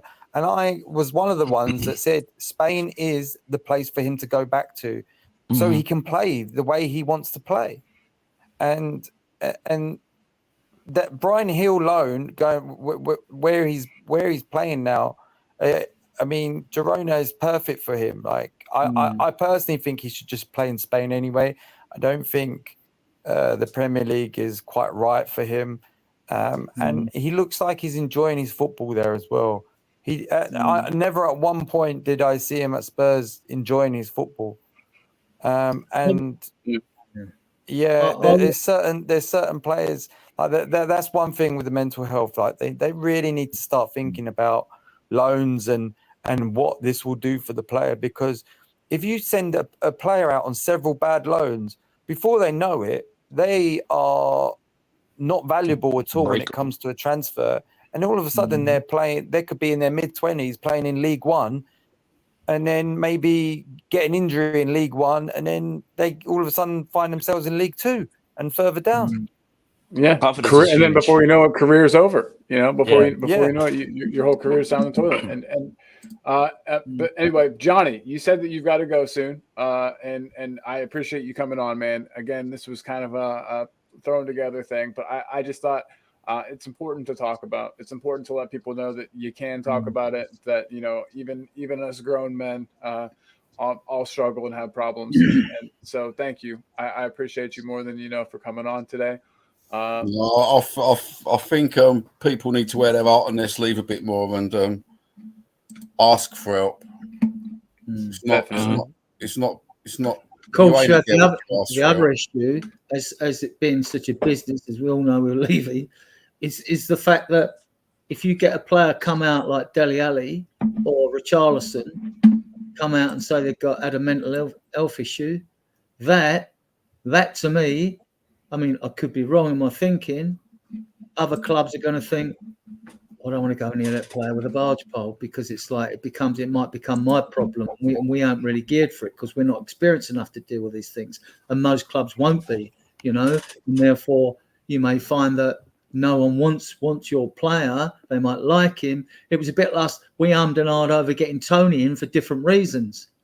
We wouldn't touch him. So when you get someone with a mental health issue, who's going to take them? Who's going to take them on? You've got to go somewhere else and prove yourself. I mean, there was rumours with Charlison now. I mean, Jose was saying on his group, he may have been misinformed. He might be right. I don't know about Richarlison. We're told. You got it. Leaving Johnny? Yeah. I just want to say goodbye to the god that is Adrian. All right. Hello, Johnny. Take care, brother. And you, take care, Nick. Take care. Speak with you soon, buddy. Hey, thanks again for that video you put out today. That's all right. You can also watch the Johnny on the shitter video as well, bro. Yeah. Oh, I've seen it. I'll put your link in here. I promise. No, that's not literary. It was Adrian. It was. He was on the John for sure. Laters, boys. Hey, come on, you Spurs. Come on, you Spurs. Come on. Later. Yeah. Johnny's a great dude. He's a great dude, and he's someone that understands the struggle, just like I'm sure we all do. Real quick, I wanted to read this out. Jamie, the other side of Two Sides of the Pitch podcast, says that it's him. Great show, guys, and he'll be available for Saturday. Good news. His mom's doing a little better. She's talking a lot more. But still doesn't know who he is at the moment, but that's normal. Yeah, she was. I hope he doesn't mind me saying she was in a coma for just a while. And when coming out of something like that, it's tough. It does take time. It does take time. So I'm glad things are looking up, Jamie. We miss you. Can't wait to have you back. And everyone, just like I said, keep Jamie and his mama on your mind if you don't mind. And every little bit helps. All the good vibes, all of that. Look at this. So there's Johnny's. There's one of his videos. There's the Johnny on the crapper video. Chris Peters, mod extraordinaire, getting this on here for us. We appreciate it. And you were talking to Adrian about how players, after they speak up about their mental health issues, where are they going to go? What team's going to take them? And Audio Artisan says here that Danny Rose said that teams wouldn't touch him after he spoke about his mental health. That's a shame. It absolutely is a huge shame. Danny Rose is a player that I forgot to mention when I was talking about Spurs players. But if we see all of these players at Spurs, and again, Aaron Lennon, Dele, Danny Rose, Tanji and Dombele, Jan Vertonghen, they've all had these issues. And if it's players from our team, it's also players from other teams. It's everywhere. And I don't want to get to talking too much about myself, but the way that Dele struggled and is still, might still be struggling. I think he's doing a lot better, but I mean, I don't talk to the guy every day. But a lot of people go through things, and a lot of people, turn to substances whenever things get bad in their life. And I feel like that's one thing that the club should absolutely help with more. I think there should be, and maybe there is, but some kind of well, for what the doctors, I think in Premier League teams need to be a little more careful with what they're handing out to players. With Dele, it was the sleeping tablets, and it started totally innocuously. Like he would just he would just take them to sleep like you were supposed to. But it's easy to get kind of hooked on those things, and so maybe teams could take a more holistic approach to helping players get sleep. There's definitely more things that players are not talking about that they take as well in the game, and I'm alluding more to performance enhancing stuff as well that none of us even know about. I mean, if you look at the majority of sports like athletics, boxing, cycling, like these big sports that get criticized a lot for drugs cheats, and I'm like, well, why are you criticizing them? At least they're catching these people. They're catching the people from testing. Are you telling me that when was the last person? I think Paul Pogba is the last high-profile person we've heard of something in his body that has been found. And it's been widely reported on certain teams. especially Jurgen Klopp's Liverpool team at one point had 9 people diagnosed with asthma, and no, it was double figures, all with asthma, and they had these steroid pumps that they were all taking. And you saw the players in the chain, like walking past when other players were doing interviews, they had them in their hands, and you're like, something's not right. And I know a few people that work for lower league clubs, and so what I've been told, they've said that it's rife. And you got to think about what these things could have an effect as well on other aspects, whether they have an effect on their mental health as well or not. But I mean, they obviously do, because obviously if you're struggling to sleep and you need to take those pills like nearly every day, then that's not right either. No, I'm a big fan. I mean, I trained for over 30 years. I've always taken supplements. I still do. I take bucket loads of them, to be honest. I can afford to do it, so I'm fortunate with that. But I eat healthily, reasonably healthy. I'm still going to celebrate and have a drink at some games or at parties and all that. But I don't go out drinking every day of the week or every weekend and all that. I don't. Like, at games, I might have a few drink. But the holistic approach to me is the best approach. If you can't sleep, you take magnesium supplement, glycinate. There's so many different forms of magnesium. You take some of them your body can't fully absorb, so it's almost no good. You get the best absorption out of magnesium glycinate, right? And you take that and you will sleep, right? If you take it a couple of hours before you go to bed, then you've got magnesium in nuts. Some nuts are better for you than others. Walnuts are particularly good for you because then you get the omega oils for your heart and stuff like that. But you can go into it. You can go and watch. There's holistic doctors on YouTube. I could name a few. We'll put them in the chat, or we'll put them in the comments, or in the description after the video. I'll absolutely throw them in there. I'm gonna put everything I can. If you just go and watch it, for those that suffer diabetes and all that, look, I'm not saying these are going to cure you. I mean, you have to combine like the holistic approach, the homeopathic approach with medical science. I mean, what a holistic approach does, or homeopathic approach does, really, it just puts your body in the best possible condition to prevent you from catching something. Obviously, there's some things it's not like it will still help you even if you've got cancer, but I mean, like, it won't cure you. Right. You can turn off the cancer cells, though. I mean, I reckon they can turn them off, but and certain foods feed on things like cancer. And when you look into this, like I have done, I don't want to talk about this all the time, but when you look into it, a change of diet can make a big improvement, right? Some foods are not good. Some foods actually feed cancer. Some foods don't. So you can slow the progression, So for sure. Yeah, it's got to be a combination of things, right? There's got to be a combination of, like you were saying, medical science, holistic approach. I feel like there's so much money in the game in modern football that it's easier for these guys, for these doctors to say, "Hey, we need you awake. We need you, to be ready for the next game." If I was to give anyone one piece of advice, having studied and read books and everything else about this, is drink more water. More diseases are caused by people not drinking enough water, right?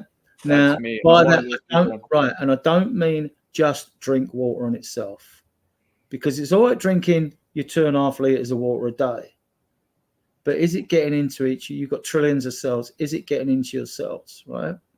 There's a lot of myths out there about there's some myths about salt, and there aren't myths about salt, right? Ordinary table salt's got about 2 minerals in it. Right. Then you go up to the best 2 salts out there, which is Celtic salt, which is the best, and Himalayan salt, the pink stuff. I've got that here, actually. If I didn't have that, I'd have the Celtic salt. I've got the Celtic salt here. Yeah. Because one of them's got 62 minerals in it and one's got 72. I think the Celtic salt's got 10 more minerals in it than the Himalayans. Ordinary table salt, iodized salt, you open the cap, the iodine evaporates. It's all the cheapest salt is used as preservatives by food companies, blah, blah, blah, manufacturers, blah, blah, blah, right?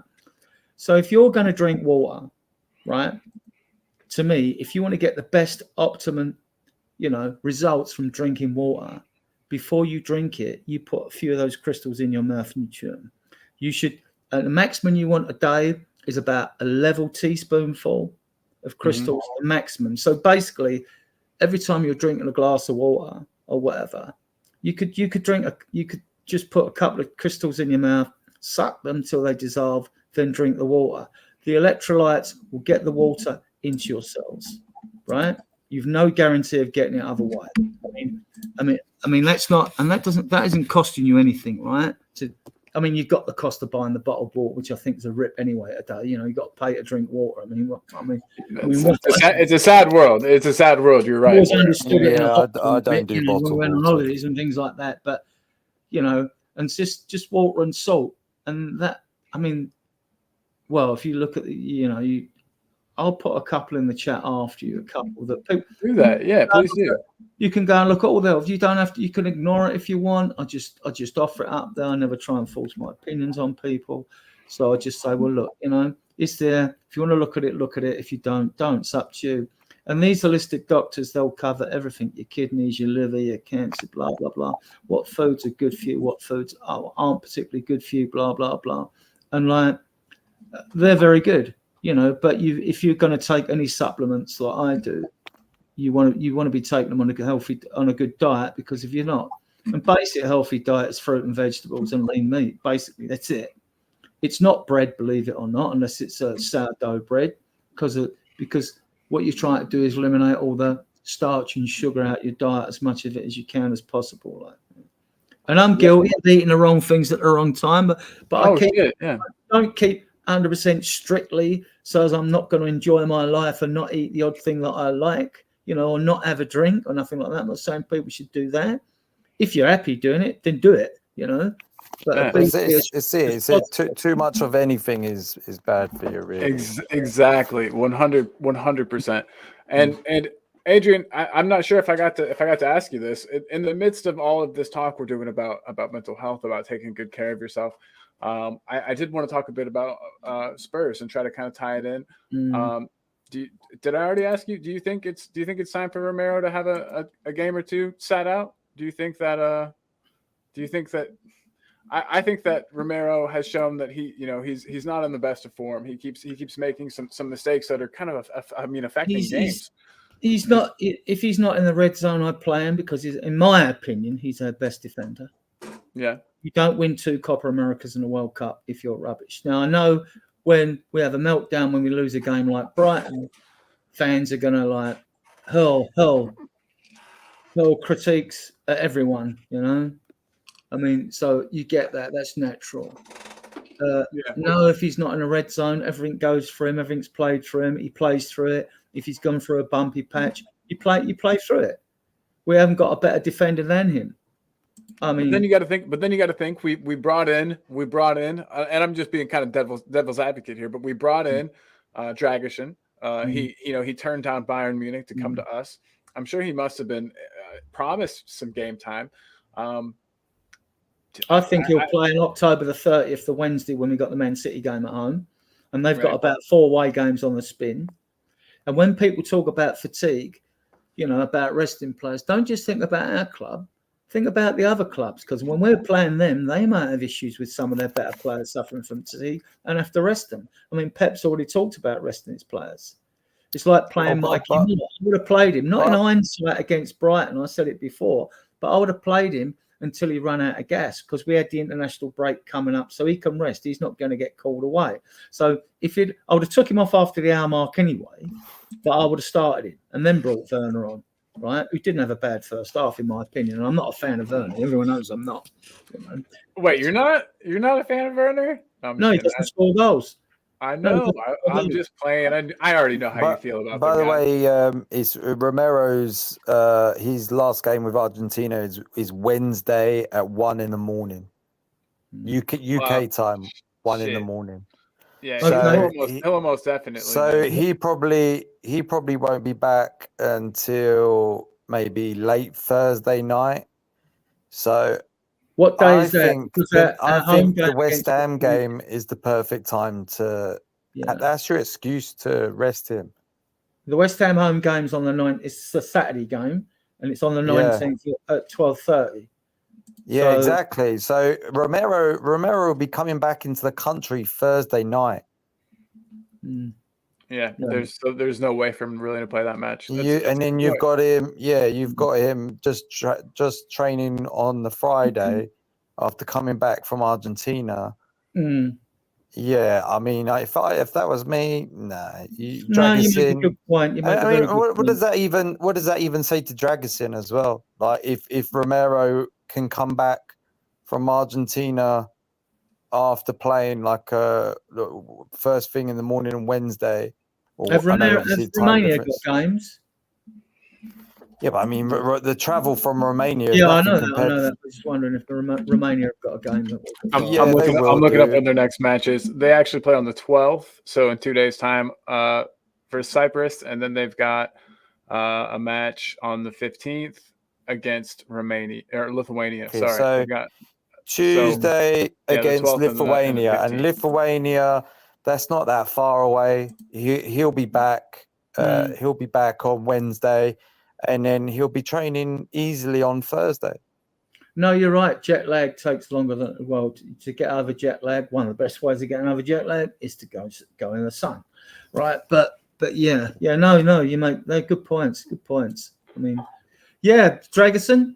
My opinion, he had a decent. Well, yeah, I thought he looked good in the Euros, barring. I mean, I'm still looking at his positional play because he got caught on the byline once when a player slipped round him and just squared it into the 5-yard area of the box, and Romania conceded a goal. Against Newcastle away, when we conceded the second goal, you had it was Udogie who wasn't tight enough to Murphy when he got the ball.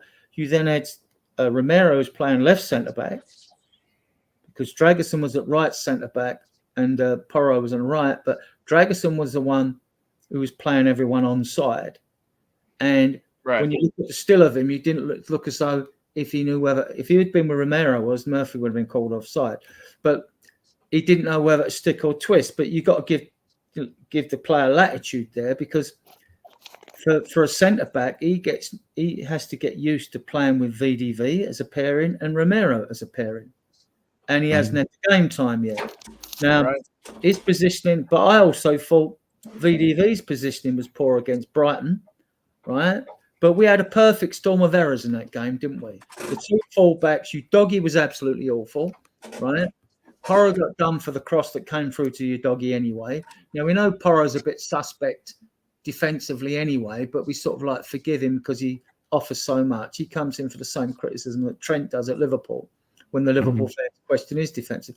So, like, I'm never getting rid of Porro, and I was highly critical of him when he first started against Newcastle and Leicester away. He was awful, right? And then you look at the second goal, Udogie is a bit passive by the plan. VDV didn't come in and close down. He should have read the situation. The third goal, you see, you had Bentancur should have closed the player down, but then he chips it, and then Welbeck scores the header, and then people could question Romero's positioning then, right? Same again. And what fans tend to do, let's be honest about it, if there's two players and there's one they like and one they don't like, they blame the player they don't like, don't they? They do. But you've got to look at it in what phase of play are you going to blame a player. But to be honest, our players were pants, their defence was pants. And if you go back to Harry Kane's day, I mean, look at the tactical awareness and intelligent awareness of the players' IQ was poor. Because, all right, we know Johnson's not a defender, he's not that type, so you leave him up. You know, Werner will track back and come back, so come back, do it. You know, Solanke can press, come back, just leave Johnson as the out ball until you get a better grip on a game and start playing your football again. I mean, like, would Harry Kane have stayed up front? No, he would have come and helped back. He would have sensed the danger. But Harry Kane's the best striker in world football. But I'm not talking about striker. He's got the footballing IQ to know the amount of times he's come back and defended corners, the amount of times he's dropped back into midfield when we're struggling. You know, back in the days when we'd bring Højbjerg and Skip on to help steady the ship. The amount of times he's done all that, right? I mean, like, why is there no? I don't blame Ange for that. What I blame Ange for is game management. I'm not blaming him for his adaptability. He's adapted all this season, right? You've always four on the halfway line or 3, no 2s. You've seen him adapt when he's changed the squad. First game of the season, it's like Son, Solanke, and Johnson. And then the next game, Solanke gets injured, so Son plays for the middle. Odegaard goes on the left. Johnson plays.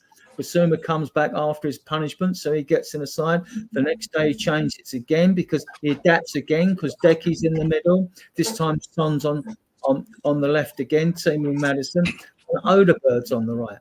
So he's adapt, but my critique is game management. Don't panic on the 48th minute when they've scored because you're 2-1 down. You're still winning the game. You don't panic if someone, presuming they get a yellow card, knock them off the field. It depends. If the player's lost his head, you hook them, but if not, you don't leave on there, right? But later, when we concede the second goal, we got, then it's, oh, shit, now I've got to make changes. But he did come to 2. If I was going to be critical of him, he should have made changes at 2. There was still half hour to go. That game was still winnable, But, it's just I would like to say another player that I think needs to be dropped is Udogie. Yeah. I think the decision to leave Spence out of the Europa League squad looks worse and worse every week. Spence, when he comes on, he looks more threatening at the moment when he's got the ball. And it's not even his natural side as well. It's true. And he's Udogie, I think since January hasn't looked. He's like played the every same match. player. And I mean, he's had to play. He's had to play damn near every match for us because we don't have another. And he another doesn't. He doesn't look side. like the same player anymore. So I think he needs time off as well. He doesn't look like he's fully fit, like he's fully healed. No, he doesn't. No, you're right. And we talk about mental health. That's got to be putting a strain on people, asking them to play and be their best whenever they're clearly not, and they probably know they're not. I mean, it all kind of feeds back into itself, and I think it's it's like a snake eating its own tail kind of a thing, I would sooner have played, but he wasn't even on the subs bench. I'd have sooner played Davis. Spence is not a left back. And in positions, when I watch these players, to watch his positional play, because I haven't seen, none of us have seen a great deal of him. We see him in the pre-season. If you watch the 2 games of Bayern Munich, Gnabry must have thought all his Christmases come at once. Not only in the first game, right, did he have all that space on the right, and Spence was there and cutting into midfield, right? But the players never learned. In the second game, it was the same again. Gnabry got all the space on the right again. I mean, where's your IQ? Like, okay, keep an eye on this player. If you can master him and get forward as well and do both, fine. But I don't know. I mean, I'm not. Spence will get games, maybe the Cup again, the Carabao Cup again. But and the problem is, I said at the beginning, when we was a transfer market, I said I wanted Eze and a left back. Where's the left back we're bringing in? Otherwise, I'd sooner play Davis. Davis is your more sure option. Does Gray play right? Sorry? Does Gray play on the right? Yeah. Gray played right. right back, yeah. He played 30 games at right back for Leeds. I couldn't remember if he was right or left. I see him in I assume he could play on the left. Yeah, he's definitely. You think so? He's. Or anymore. Or now Dorrington's fit as left centre back. He plays for, and he's so good on the ball and quick as well. Give him a go at left back. Give him a go at left back. So. Unfortunately, these games are exposing holes in the squad. We need another left back, right? And we're unfortunate on the left-hand side because Son's injured at the same time, Odegaard's injured, and even Richarlison can play on the left. And I'd have any one of them over Werner, right? I would, right? So I'd have Colin over Werner.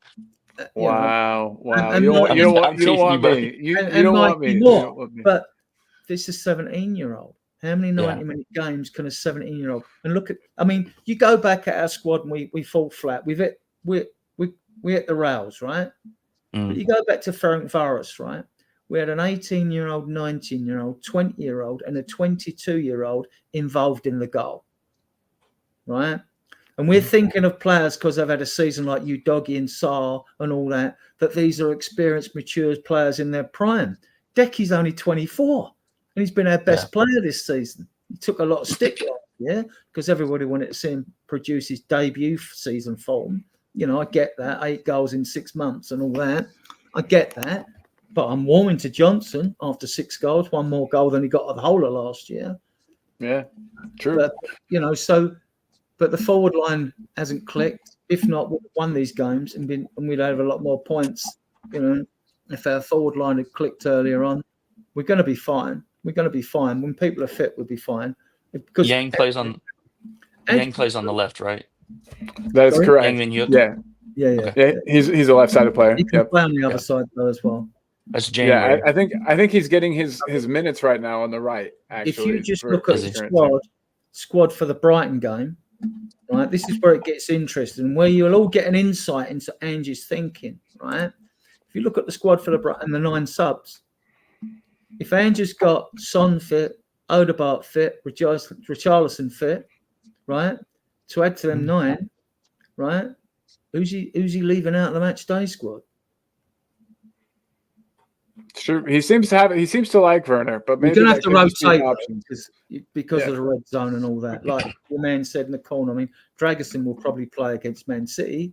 And we've got Man City. We got West Ham on the 19th. We will batter them to pieces. So a little bit to that point, you know, who do you leave out on the match day squad? So that got me thinking. You know, there's been a lot of stuff coming up lately about how many matches they're actually playing. And one thing that was proposed in the NFL is, number one, broadening allowing more bench players and allowing, well, in the NFL you have unlimited subs, but what if they allowed more? Do you think that if they would allow more people on the bench and allow more subs during the game, that it would only benefit certain teams. Well, it would only benefit the teams that had the money to have that many players on the roster. Yeah, we could legitimately do that. It would benefit us. Yeah. If you've got a 25-man squad, why can't you utilize all 25? I get what you're saying. You got 11 on the pitch, have 14 subs. Right. And then, you know, obviously some of them players are going to need game time. They're going to have to get under 21 game times or arrange that 1 or 2 of your senior players with the other team that you can play them, you know, because you're going to. But if you allowed, I'm sorry, if you allowed like, what was it, 7? This is if you did like 7. If you allowed 7 subs, you could change the name of your whole team at that point. Well, right, but I mean, I don't mean I'm just throwing numbers out here, but if you allowed more subs than what they currently allow, then you theoretically get more guys game time and more fresh legs and less wear and tear on players. That would be my solution to the whole thing, as opposed to taking away games, allowing more players. That may happen in the future with all the conversations going on about players' welfare. The game is so fast and playing too many games, like players might have a shorter career for injuries and things like that, or whatever. So that might happen. Good point. Very good point. They used to have an 11, and that 11 would play in every freaking game. And I don't know where it changed. I know stylistically things have changed. Are there? Adrian, you probably in the can answer 80s this. When Spurs were winning trophies, the early 80s, 88, 1, 2, 4, and all that. I think the squads were 14 players and 1 substitute. Now you've got 5 substitutes, and you're actually allowed 2 concussion substitutes. So God help you if you get 3 players with injuries in the field. Normally the devil will appear and it'll happen one day or something, won't it? Just to screw the rules up. But so in theory, you could have 7 subs, but it's 5 as standard, isn't it? Yeah. Which is more than it used to be. I mean, that alone, it used to be 3. Well, it's 3. Yeah. And what about the other stupid rule they changed, right?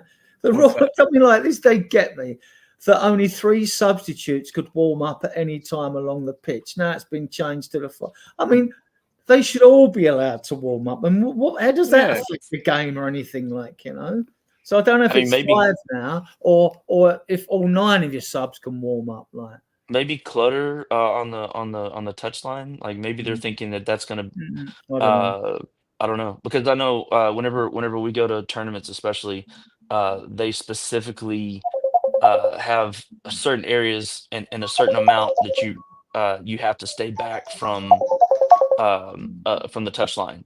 You know what I mean? Like you can't be so close to it, because obviously you had the offside, the line judges that have to have, they have to move, and you have to have people rotate in and out. Maybe that would be the only logic that I could put to limiting that amount, like you said. I mean, otherwise, put everybody out there, let everybody warm up. No, Have a that's definitely a good point. Absolutely. I don't have a understand legit that rule. bullpen. Right. Yeah, no, I definitely don't understand that one fully as well. We talked about, so we touched on whether or not, we were going to win against West Ham. That's an important match. I'll ask you guys this. Do you guys think it's a must win match for Ange with this recent loss? I think this recent loss, I think is being really taking it's just the manner in which we lost, I think, that's got people so upset. I think had we lost that match, Brighton's a good team. Anybody will tell you that. Anybody that watches knows they play an attractive style of football, that they can catch you out if you are not, 100% on your game. I don't think the loss to Brighton is as big of a deal as a lot of people think it is, but I do understand the way that we threw it all away. Yeah, absolutely. But with that in mind, do you guys think the West Ham match is a must win for Ange? I don't. Well, I think every game is a must win, not just for Ange, but for the club. Yeah, fair. We need all the points we can get. Got to finish in European in the European position, in my opinion. But as far as the big picture goes, we're further along than what Arteta was at this point with Arsenal. We're further along than what like Klopp was, even with Liverpool at this point, this far in. Granted, it's a different dynamic with those clubs and who they purchase and how they do things. But I'm okay with the progression, the way things go. We just have to be we as fans have to be patient. And I know it's hard. It's difficult. We want to win everything, and I want to win I want them to win.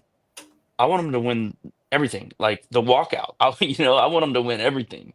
But right now, like, yes, we have to beat West Ham. But is it a must win, like for his seat? You mean, like? Yeah, like is he gonna be in trouble of losing his job perhaps if we don't win that match? Look, we got the fans or the. True. DMF says hi, Colin. Just him on the phone there, but I had to message him. Like he says, say hello to everyone in chat. So co-founder of Spurs Die Hard says hi. Hey. Well, tell him we said hi back. Yeah, hey there. That's good stuff. Good stuff. And look at this. We've got a West Ham fan in the house. It looks like Polar Knights. Hello, nice to see you. Nice to meet you. Glad to have you here. This might be the first West Ham fan I've met, other than we got a guy, Tony, that we're friends with, who is a West Ham supporter. That's awesome, man. Very, very glad to have you here. We got a big match coming up against you guys. You're coming up against us. I feel like at a bad time, because we're all going to be wanting to put that, all of our players are going to be wanting to put that Brighton match behind us. So, yeah, I think it's going to be tough, but Polar Knight says he loves them, win or lose. Big up Polar Knights. Yeah. Oh, absolutely. That's how you have to be. I mean, or else are you a true fan? And the answer is no. So yeah. Oh, and look, we got another one. It is all about the game. Yes, sir. Absolutely. Or ma'am. Sorry, I didn't mean to assume you were a sir. Sorry about that. But yeah, no, I fully agree. And again, I just wanted to say one more time, maybe not even just one more time, but it is Mental Health Awareness Day, World Mental Health Day, I think is what they're calling it. And I got some numbers here in case anybody needs them. Here are some for the folks in America. If you're having some troubles, there's some helplines for crisis support. Here is a number I found for the UK for similar things. Australia seems to have the most, and there are quite a few for them there. I'll put these all in the description of the video whenever we're finished as well. We got Pete in the house, Pete the paramedic, who I'm sure sees a lot of this stuff firsthand. And so, Pete, we appreciate the work that you do and helping people. I'm sure that you help people in a lot of these types of scenarios. And Pete, I hope you're doing good too, man. I know that being a paramedic is hard on people. So I hope you're well. And if you, again, this is another one I wanted to put up. If anybody ever needs to talk, we all struggle. And if you need to talk, leave a comment on the video and I'll get you my number and we can chat. I mean, I've been through all of it. I've been through a lot. I was recently diagnosed with like a degenerative disease, an autoimmune disease. And it's had a big effect on me. And then I went through a big period of depression after that. Then I got put on a bunch of medicine that's highly addictive medication. And in the US, they love giving that out. They love giving you that stuff. So that led to its own problems. And I think I'm finally like clawing my way back to normal and where I should be and where I want to be. But it's hard and things can happen in your life, like I was talking about losing friends to suicide, unfortunately. And then, I lost my father recently. And it's all just, I guess recently is relative. It's been over a year, but it feels recent. And so what I'm saying is everybody has these struggles. We all, even though we hop on here on YouTube and we seem, maybe we don't seem cool shit, but we seem like we've got it all together and everything's all planned out and we're all, pretty decent speakers, but everybody's got their own struggles, whether or not they're out in the open or you're kind of hiding them. Just don't feel like anybody that you have to hide them. Obviously, don't put out anything out there that you don't want out there. But if you want to talk, I'd be glad to chat with anybody. And if you just leave a comment on the video, I'll get you my number. I would just put it out there, but then you get some weird calls.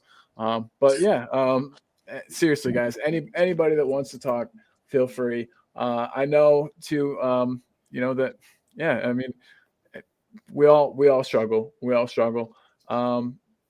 And back to Polar Nights being the West Ham fan. Sorry, I'm jumping all around today. But Johnny Bethnal Green says he's from a West Ham family, so he gets it. And then, my son's best friend is a West Ham fan. Well, his How whole did- family is. how They're they do well, they're that? from Oh, they're from there. okay. They're from Okay. that part of London. Never mind, So, Johnny. You can choose your friends. You can't choose your family. Right.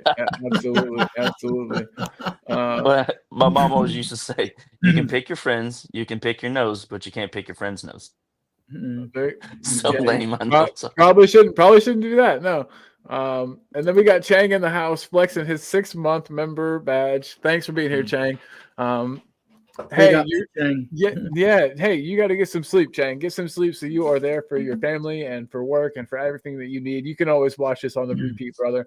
But thanks for being here, Chang. We appreciate you big time.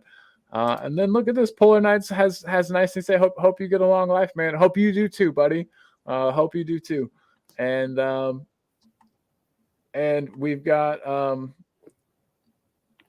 Daniel saying that if back to the Spurs news, if he loses again, West Ham, he's heading in a worse record than Nuno in his first 10 games of the season. Why should he not be under pressure? Yeah, I mean, I guess there would be some pressure involved. But Adrian, do you think he's in trouble for losing his job if we don't get a win?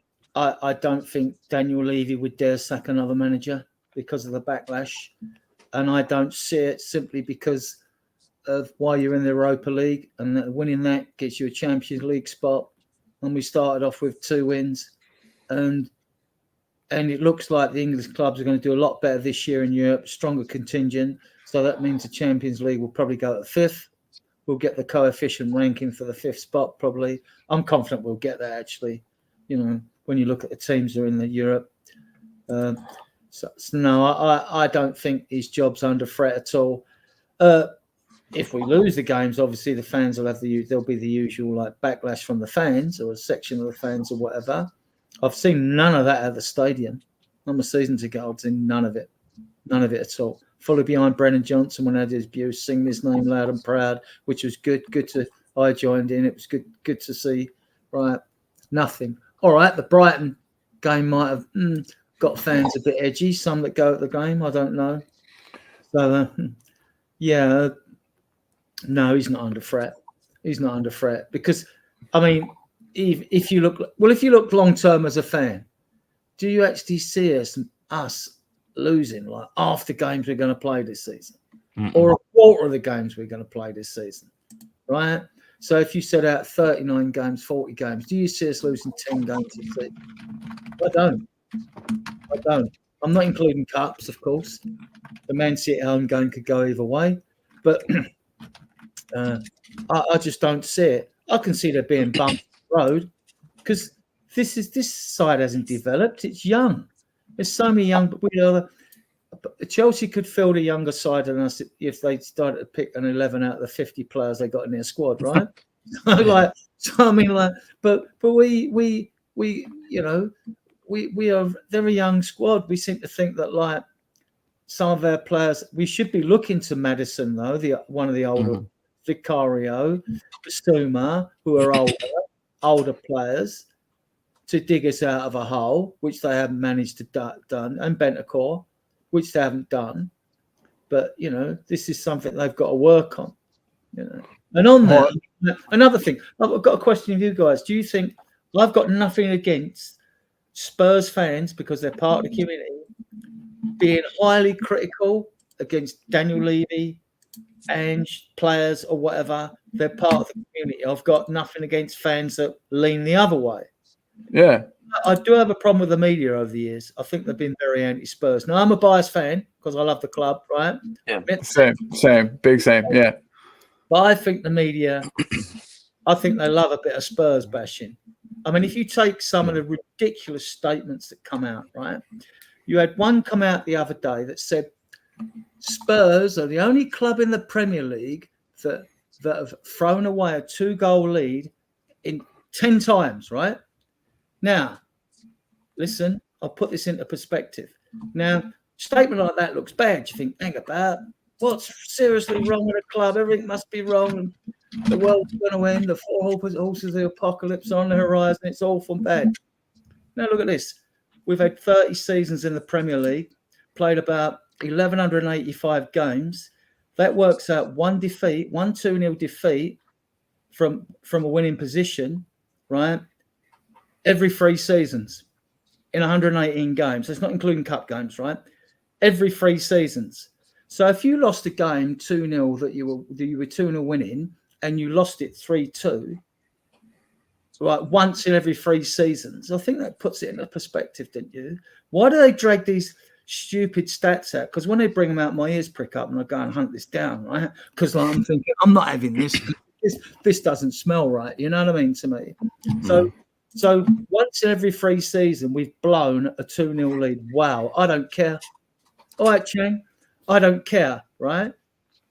I really don't care. I mean, to me, that's a silly stat. It's like when they come out with like, they'll go, Spurs have won 1, drawn 4, and lost 1 in their last 6 games or something. And the 6 games before, we won them all. Right? Yeah. No mention of that. No mention. It's just taking a small picture I don't of something. mind. And Spurs fans have a pop at us. That's fine. They're part of us anyway, right? Yeah. Outsiders have a pop. I'm prickly against that. I can bristle. You know what I mean? Because like I don't. You get a bit prickly. You get a bit prickly. You can talk shit about your brother, but nobody else can talk shit about my brother. Exactly. That's kind of how I feel about it. Like this is, you know, this is our club. No trophies from 2008. No one wants us to win a more trophy than any Spurs fan, right? You know, but not defending Spurs. But we're not the only club that haven't won trophies in ages. Forest won the European Cup twice. They haven't won a trophy in fucking like Newcastle, the richest club on the planet with a $36 billion owners. They haven't won a trophy since the 50s or something like that. You know what I mean? The 1950s or 60s, the Fairs Cup or some shit. You know. Everton will always work a big club, like similar to us, really, winning league titles. They ain't won nothing since the 80s. You know, no one mentions these clubs who've got a rich tradition, you know, and good fan bases, but they love to bash Spurs, you know. Yeah. No, you're 100% right. Chang, we lost Chang for a second. I think that is the internet that he is currently on is not super reliable. But Chang hopefully will be back. It was nice to see him for just a second. Even everybody loves Chang. True, what Chris Peters says, the whole point of statistics is you use them to suit the point. Yeah, absolutely. And no statistics used by the media, whether it's Spurs or not, are used in a negative way. They're not used in a positive way. I mean, if you take Ten Hag at Man United, he's won 2 trophies. They want him out. If Ange wins 2 trophies, we're building a fucking statue for him outside the ground. Do you know what I mean? Yeah, for sure. We're gonna have a bus parade every day for a month. You know what I mean? Like, we're not gonna muck about because we ain't won one since 2008. I mean, like, it's ridiculous the way it is now with fans and short-term memory and like. For sure, and Pete's asking a good question here. He wants me to ask you guys and everybody in the chat too, if y'all have done your research on Ange and his tenure at these clubs that he's been at. From the beginning of his coaching until now, and for one, that's a long time. This man's been in management for 2 decades, I think. I do 26 know 26 years, I think. Wow, see, I do know some. I follow. I'm about halfway some. through the book. There's a book. Yeah, there's a book. Oh shit! And I'm using my phone, otherwise I'd look it up. But yeah, you're good. I can Google it. Chris Callan interviewed the guy, and he said he even put out. He's like, look at page XYZ. Like, here's where we are in Ange's process, and nice. the thing immediately after that is trophies. And so like all before there's all this build up, and the same shit that he said in there is being said by everybody. Oh, he's naive. He's this. He's that. He's whatever. And then it all turns around and it all just clicks.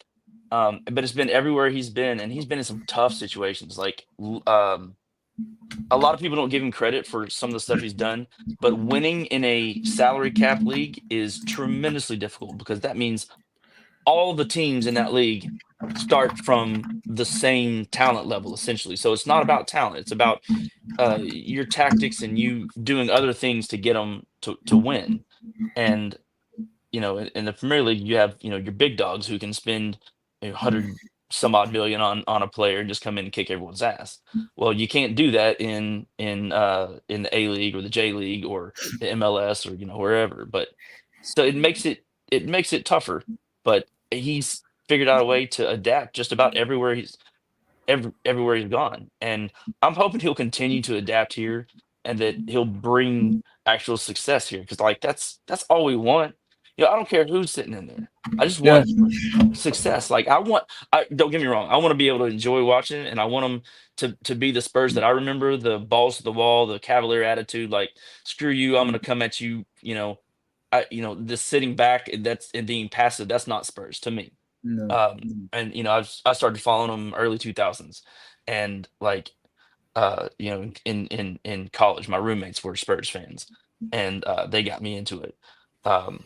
But you know, that was what drew me in, was this cavalier attitude, you know, like Ozzy, like, come on, you know, and even Poch, like, had that Bielsa about him, you know, and that's what I like about Ange is that, you know, and there's a ton of issues that or a ton of things that I have issue with, but everybody deserves time, and I hate whenever they sack somebody in the middle of a season, because you're throwing everything out. You're throwing the baby out with the bathwater. Like you're destroying that season. No matter what, you're destroying that season. Even if you bring in a fucking Mourinho or, you know, whoever. Like, yes, you're still throwing away that season. You're telling the fans at that point, screw you, I'm done with this season. You have to wait for the next season. Yeah. Hey, Jose. For sure. Fans, if you could pull them all to one side singly and say to them, like, tell me now, you bring a new manager into your club, any club, how many seasons do you think he should be given?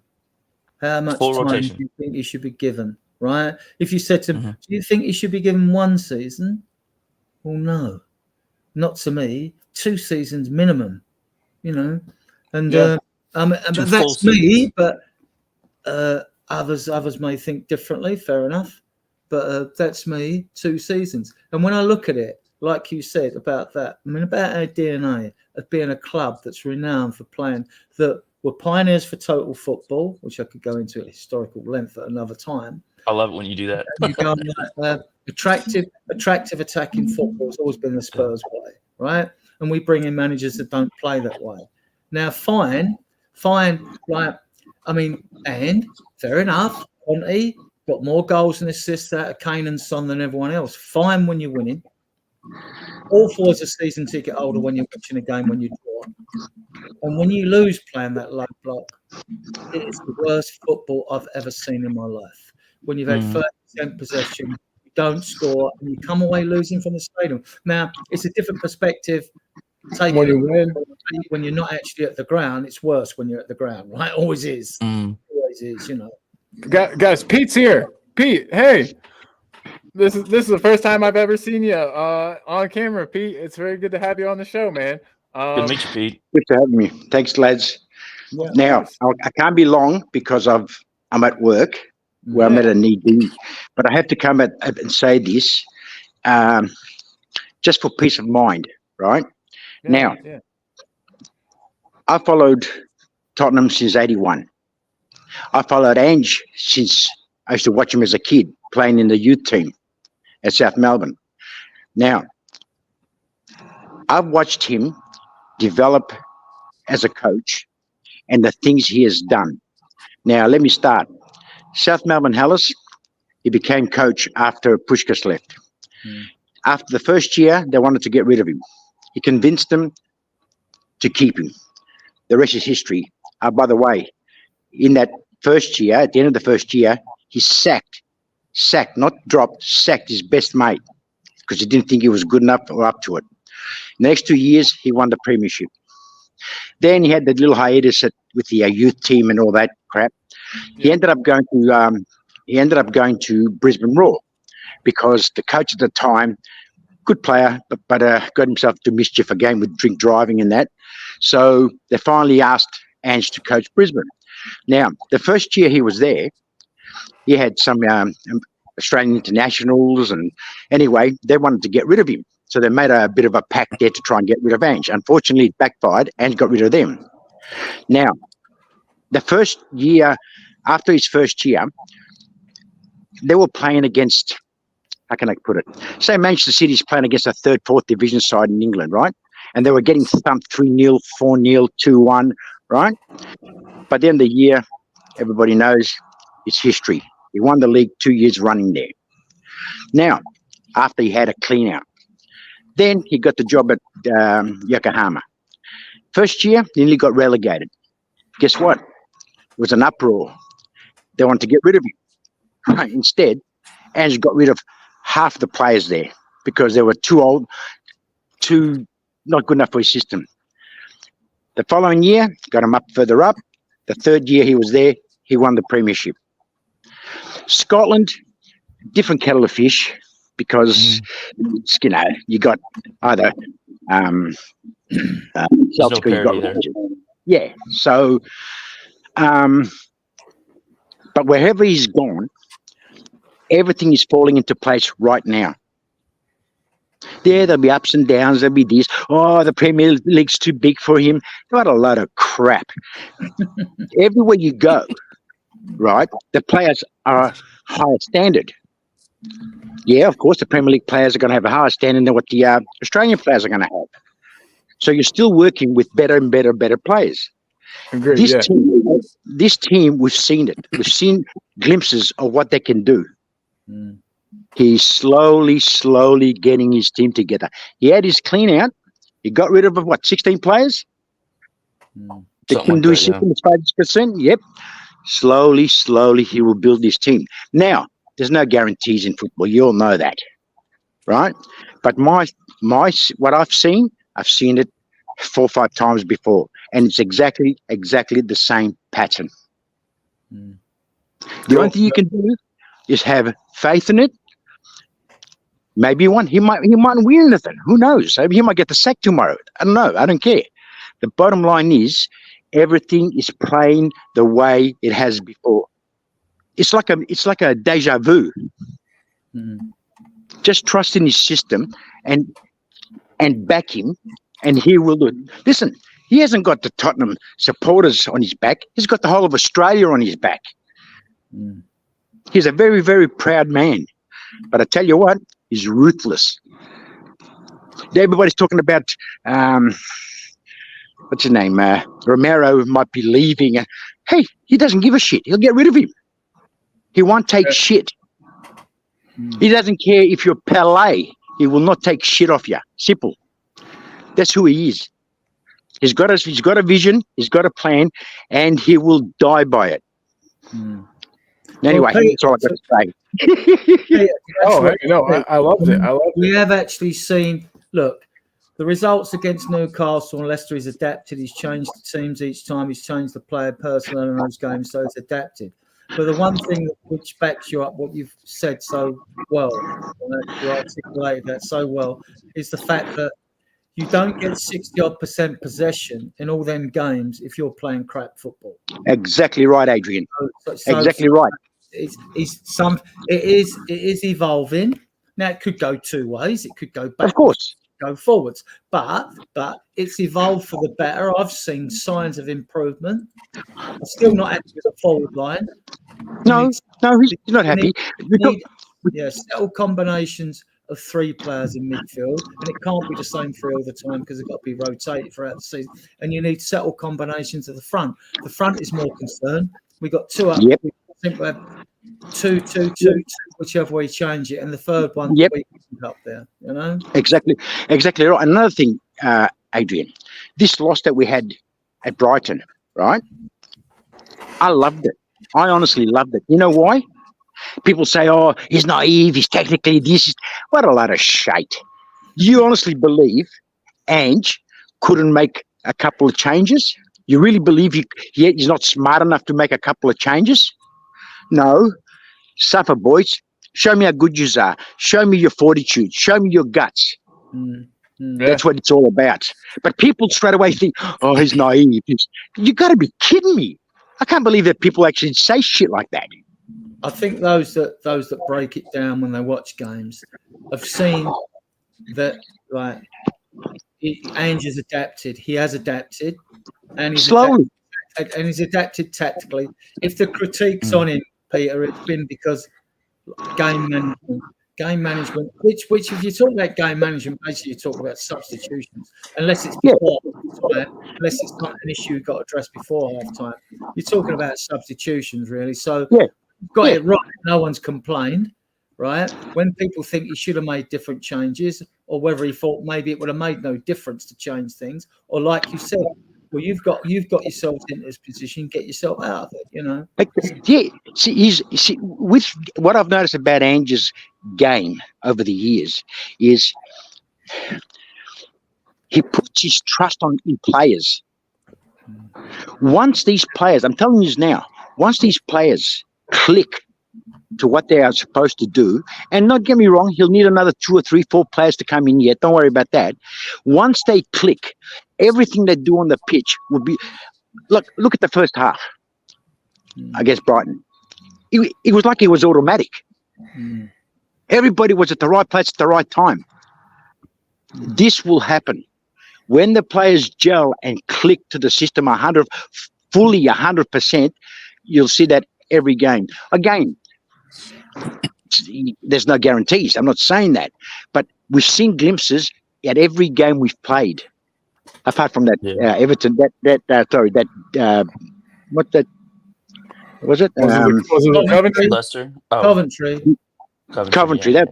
That I couldn't get my head around that. But every other game, you can see what he's doing what he's trying to implement on the pitch. And the players will get better and better and better at it. Like I said, Solanke. Why did you bring Solanke in? We can see he's not your top-notch striker, but the amount of running I've seen this fella do is amazing. Werner has been out of form for years, but the pace and the space that he finds is unbelievable. Hopefully, he'll click. Johnson, everybody was putting shit on Johnson. I knew the kid's good. I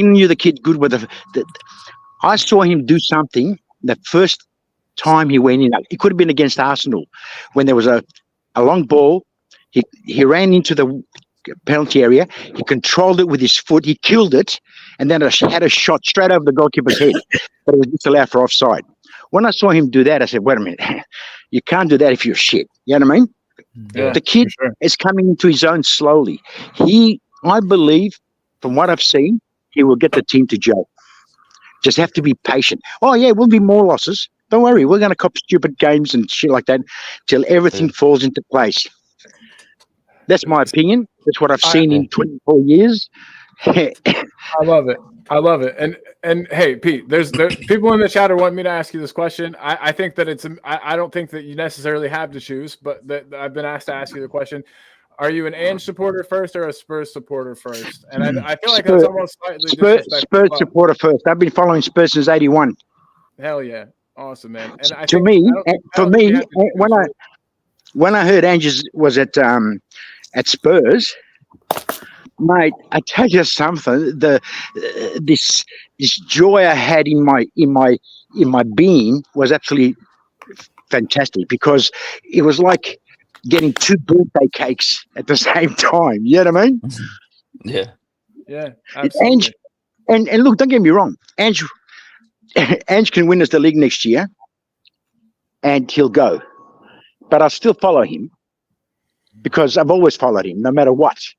As I followed Spurs for '81, since '81. Now, another thing that's really getting me, boys. Previous to these podcasts that I got onto the last probably 8, 10, 12 months, I used to just watch my team play and enjoy it. Win, draw, lose, it is what it is, right? Right. I've always backed managers. I don't give a fuck who they are. I back managers, right? Now, the shit and this toxicity that I've seen since I've been watching YouTube, I can't get my head around it. Everybody's an expert. Everybody knows everything except the coach. I can't get my head around it. It's frustrating. It's frustrating. Look, I'm not saying, listen, lads, I'm not saying you can't critique. That's only part of being a fan. Hey, Ange himself says it. He says it to you all the time. Your fans act the way you want to act, because he knows he was a fan himself.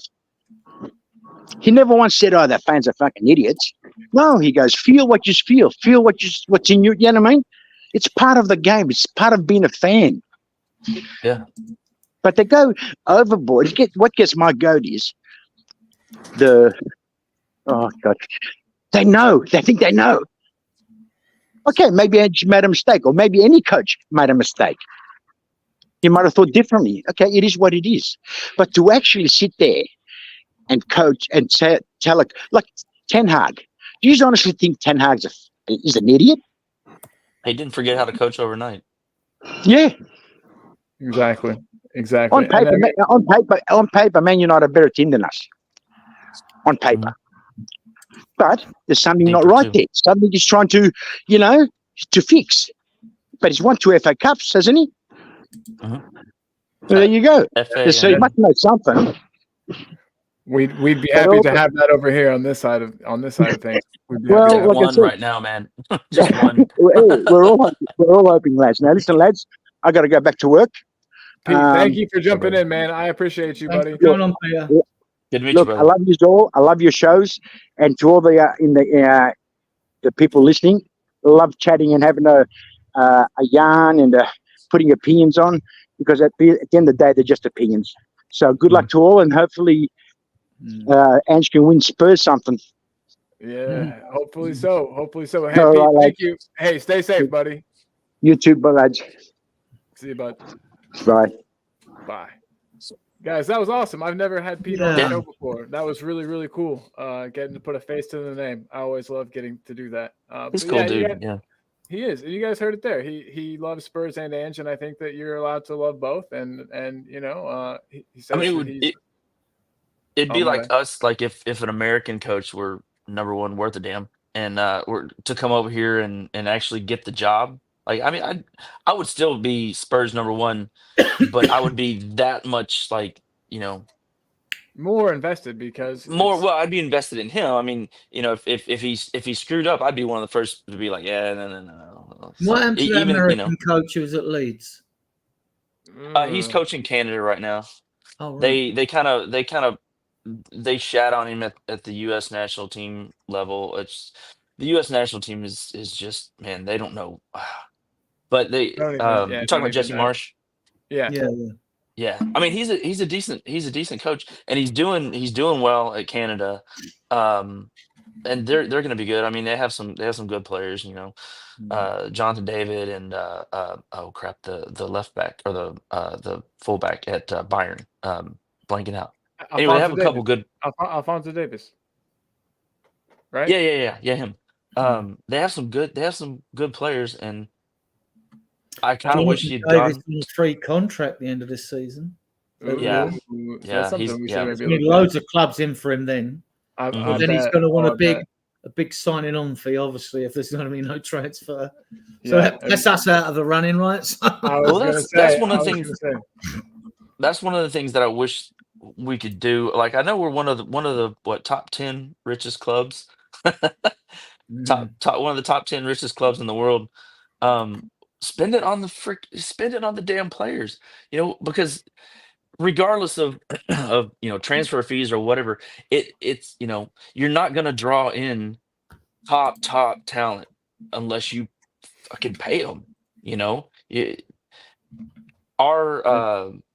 Look at how much average we pay per player on our roster versus, I don't know, Man United or anybody, even several that's finished below us, you know. Like, I feel like if that aspect were stepped up,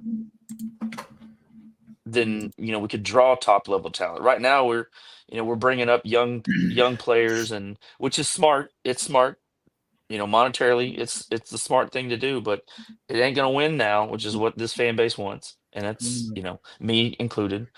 But yeah, to draw him in, I mean, he'd be on 300 a week, right? Hey, Well, Mr. also- Parker's back. What's up, mate? Yeah, sorry. I was driving and it wasn't going through my Bluetooth, so I couldn't join again. I had to leave. Just to touch on that, like, I mean, when it comes to attracting the best players, I mean, money talks at the end of the day. Like, if you want to attract the biggest players, it's not so much the transfer fees, it's the wages. And Spurs are not great payers when it comes to wages. We're not title winning. We don't pay title winning wages, or even just trophy winning wages in general. Right. And a lot of the players in the past have said about the contracts that they've been on, and a lot of the bonuses are based on certain competitions they win. And if I was a player signing for Spurs, I am not signing a competition winning clause bonus, because based off the no history way. of Tottenham, It doesn't happen. yeah, exactly. So why would you sign? Why would you have that as one of your clauses? I'd be like, no, put my weekly wages up, and I'll sign. I'm not signing a contract. If we win the Premier League, I'll get this much.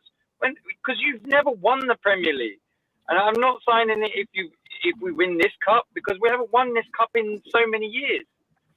So like, we haven't won a European competition since the 80s. Like, so a lot of the players, I mean, look, Mickey van de Ven, for example, he's our 40K a week or something.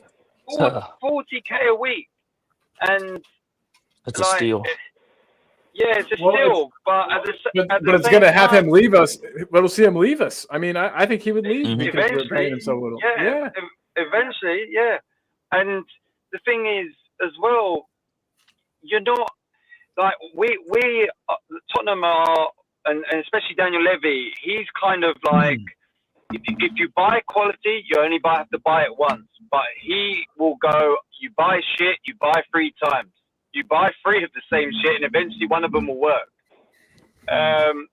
Like, he takes that risk, because if you buy 3 shit shit players, or you don't know if they're going to be good or not, then it could potentially work out.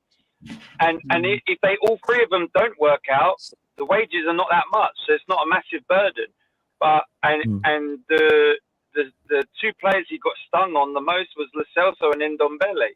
But when I'm thinking back about it, it's like I had never heard of Tanguy Ndombele, and a lot of fans, I think at the time, and looking back, are lying to themselves if they did know a lot about him. I only knew about one season of him at Lyon and that was a great team in general. Right. And Lo Celso, I wasn't that clued up on him, to be honest. And for the wages and the money we spent on them, you could have got better elsewhere. So it was really poorly done as well. And the players, the manager that you bought them for, you sacked within about a month or so anyway. So he never even got to work with those players properly. And, I mean, if you could be Mario Andretti and driving a Ford Focus, if I'm in a Ferrari, I'm going to win. You know, you got to have the players. You got to have, like, you can have the best manager in the world. If you don't have the players, you're not going to win. Yeah, I mean, especially in this league. We were been poor. We're a lot better now. We've ripped up everything. So many of the staff have gone. The new coaching staff are in. There's 5 first-team coaches, a goalkeeping coach. All the academies ripped up. The pay structure at the academy was changed. All done under Paratici. He takes a lot of credit for this, you know. But the Paratici detractors won't agree. But and the money. Look, we in the financial report. We spent 251.1 million in wages, right? So that probably includes all the staff at the club and all that, right? So probably so, yeah. Right, and we did have a bloated squad, but it was higher than Arsenal's. That wage bill we had last year was higher than Arsenal's. But if we got more players and a bloated squad, that would account for it.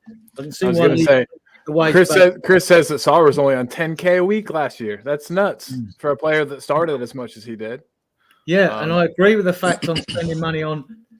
See, if you want proven players, then they've got to be Premier League players. You've got to be an Eze, because then you know he can do it. Back in the day, you didn't go on a one-season one. Then you always judge the player after he had 2 seasons under his belt. Then you know he could consistently do a good enough job for you for where you want him to do. So, but that doesn't happen now.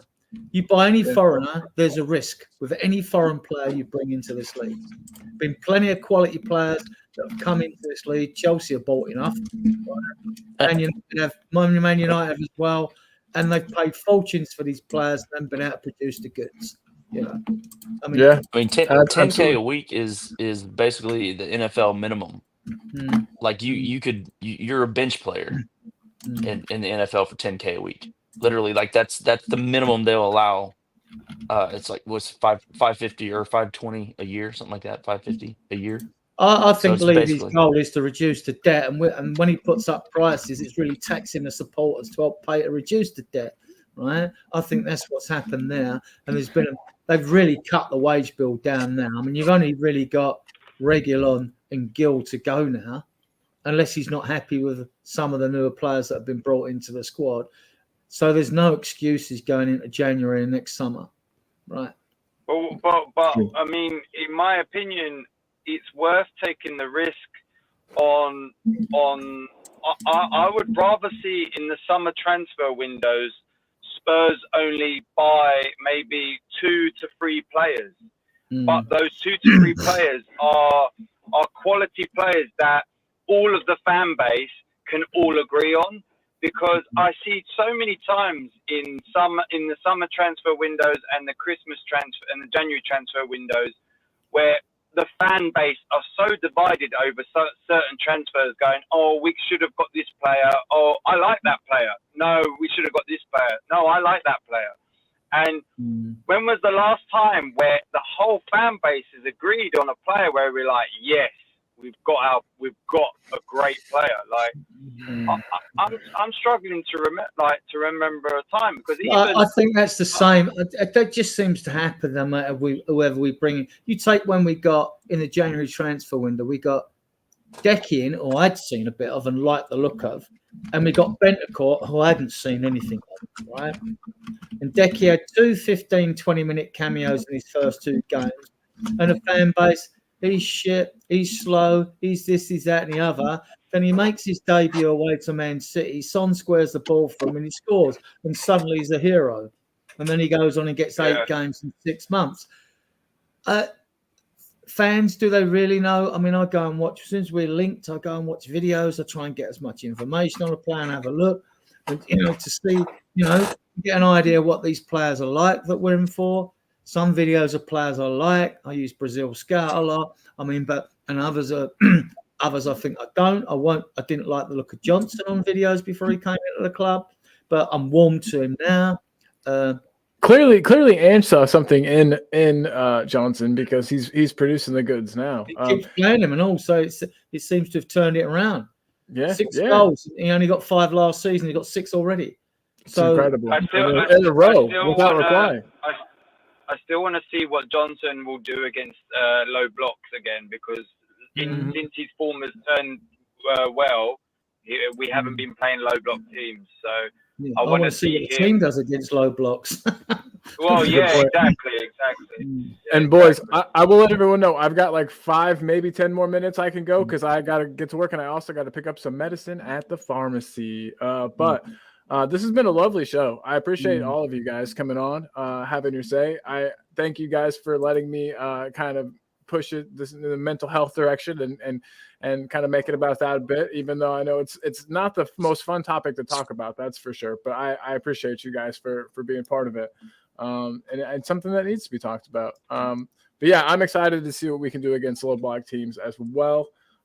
We've got David Shear in the house. David, David, a fellow Aussie on. We had Pete the paramedic on earlier. It was wonderful. And Pete has gifted 7 memberships to the show while he's been here today. So if you've been gifted a membership by Pete, we expect to see you on the next members show. And Pete, thank you so much for your continued support, man. We love you. Always good to have you. Always good to have somebody that knows Ange as well as you do too. We really appreciate it. Nick, will you do me a favor and put your link in the private chat? I was going to throw some links up. We've had Adrian from Spurs Diehards in the house today. I always have to throw up the link from my buddy Jose. So I'll put in the link here for Eltel Cockerell just so you guys can check him out. If you haven't already, get on over there, like and subscribe. Eltel Cockerell, he does a good thing. And Jose's excellent. He is. He's a great dude. And so check him out. He's got shows. I think his next show is Friday, if I'm not mistaken. So tomorrow there'll be one. Guys, so be on the lookout for that. And Nick is getting me his link like a kind sir. But yeah, David's flexing his 8-month member badge. Thank you, David, for your continued support. Chang did the same thing with his 6-month member badge. You guys have been on board with me for a long time. I really do appreciate that. And look what I've got. I've got Nick's link right here. So everybody too, if you like Nick and what you've heard from him today, you can check him out at Round Table Talk, where if the link will post, did it post? Yeah, there it goes. So you guys, you can check on, you can check Nick out right there, Round Table Talk. Workers Reading Room says it's been a great show. We appreciate you. We couldn't do it without you guys in the chat. Prediction show with Jose tomorrow. Thank you, Chris. I'm an idiot. That's what it is. It's the prediction show, and it's going to be a bonus one. So don't miss out. This is your chance to make up and get your scores higher and maybe overtake the leader, who I believe is David Clark, if I'm not mistaken. So we've got everybody in here. So Round Table Talk, though, is where you can find Nick. Spurs Diehards TTIDs, where you can find Adrian. And then Jose right here, Eltel Cockerell. And guys, if you've been watching today and you've liked the video, please slap a like on it.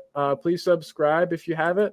And I also just wanted to say just again, you guys, it's Mental Health Day. So if we all struggle, myself included, I've had all kinds of struggles. You can ask anybody. It's kind of public stuff. But doing better. And if anybody needs to talk, or if anybody's having those types of problems, please reach out to me. I'd love to talk with you. It's a scary thing, but once you're on the other side of it, it feels much better. And becomes easier to talk about. And the more open you are about things, the easier they are to overcome. And so just find somebody you can reach out to. There's plenty of us in the community. I don't want to name names, but we've all kind of had some of our own problems, and we don't mind talking about them. So thank you guys for spending World Mental Health Day on Two Sides of the Pitch podcast. We appreciate it. And last thing I want to do is show those phone numbers again. If you're in the US and you need some help, here's a good number. I'll leave it up for a second. If you're in the UK and you need some help, there's a good number there. And then in Australia, you've got your choice. You've got quite a few. You Aussies really take mental health seriously. You've got all these numbers you can call. Men's line, kids helpline, one just for general, help. And so seriously, guys, please use those resources. They're out there. We care about you guys. We love you all. We love the team. I hope everybody out there is good mental health wise. I hope if you're struggling, I hope you're finding help. And I also hope the team, the boys on the team are doing the same, because we know that they can struggle as well. So, good stuff, everybody. Good stuff. Any last words from you, Nick? We'll go with you and then Adrian. Well, I just would like to encourage everybody to, if you don't already, therapy is good for you. I know it has a bit of a stigma, but therapy can help anybody. And even if it's not therapy, somebody just to talk to. And if you need anybody to talk to, I'm available. Carl said he's available. Don't suffer in silence. I know it's, like I said, there's a stigma about it, but we got to take care of each other, and taking care of yourself is important as well. Absolutely. Absolutely. And Adrian, what are you going to close out with today, buddy? I would say to those that are suffering, stay active as possible and reach out. Boom. I love it. And I'm going to close out with what I always say, be good to yourselves and be good to others, and the goodness will come back. It'll come back around. Just be a nice person, and the goodness comes back to you. It has a way of doing that. So just spread it all around. Spread the love, spread the happiness, spread the niceness. And I appreciate all of you guys. I appreciate everybody being here. And everybody also, please remember to keep Jamie and his mama in your thoughts and prayers if you pray, and just send good thoughts and good vibes over to him and his mom. So yeah, guys, I think that's pretty much it. I plan on doing a show tomorrow, 2 p.m. UK time, 8 a.m. mine. So if you guys are around then, please tune in. And then Jose's show is right after. So it'll kind of roll right into the prediction show. So yeah, guys, it's been awesome. It's been a good one. And I will bid you adieu. And as I always say, I'm just going to say it every time. I'm going to play us out with the intro because we don't have an outro. So see you guys later, everybody. Thanks for coming on. Thanks for tuning in. And I hope everyone has a great day. Take care of yourselves. Yeah, Come on, you Spurs. Come on, you Spurs.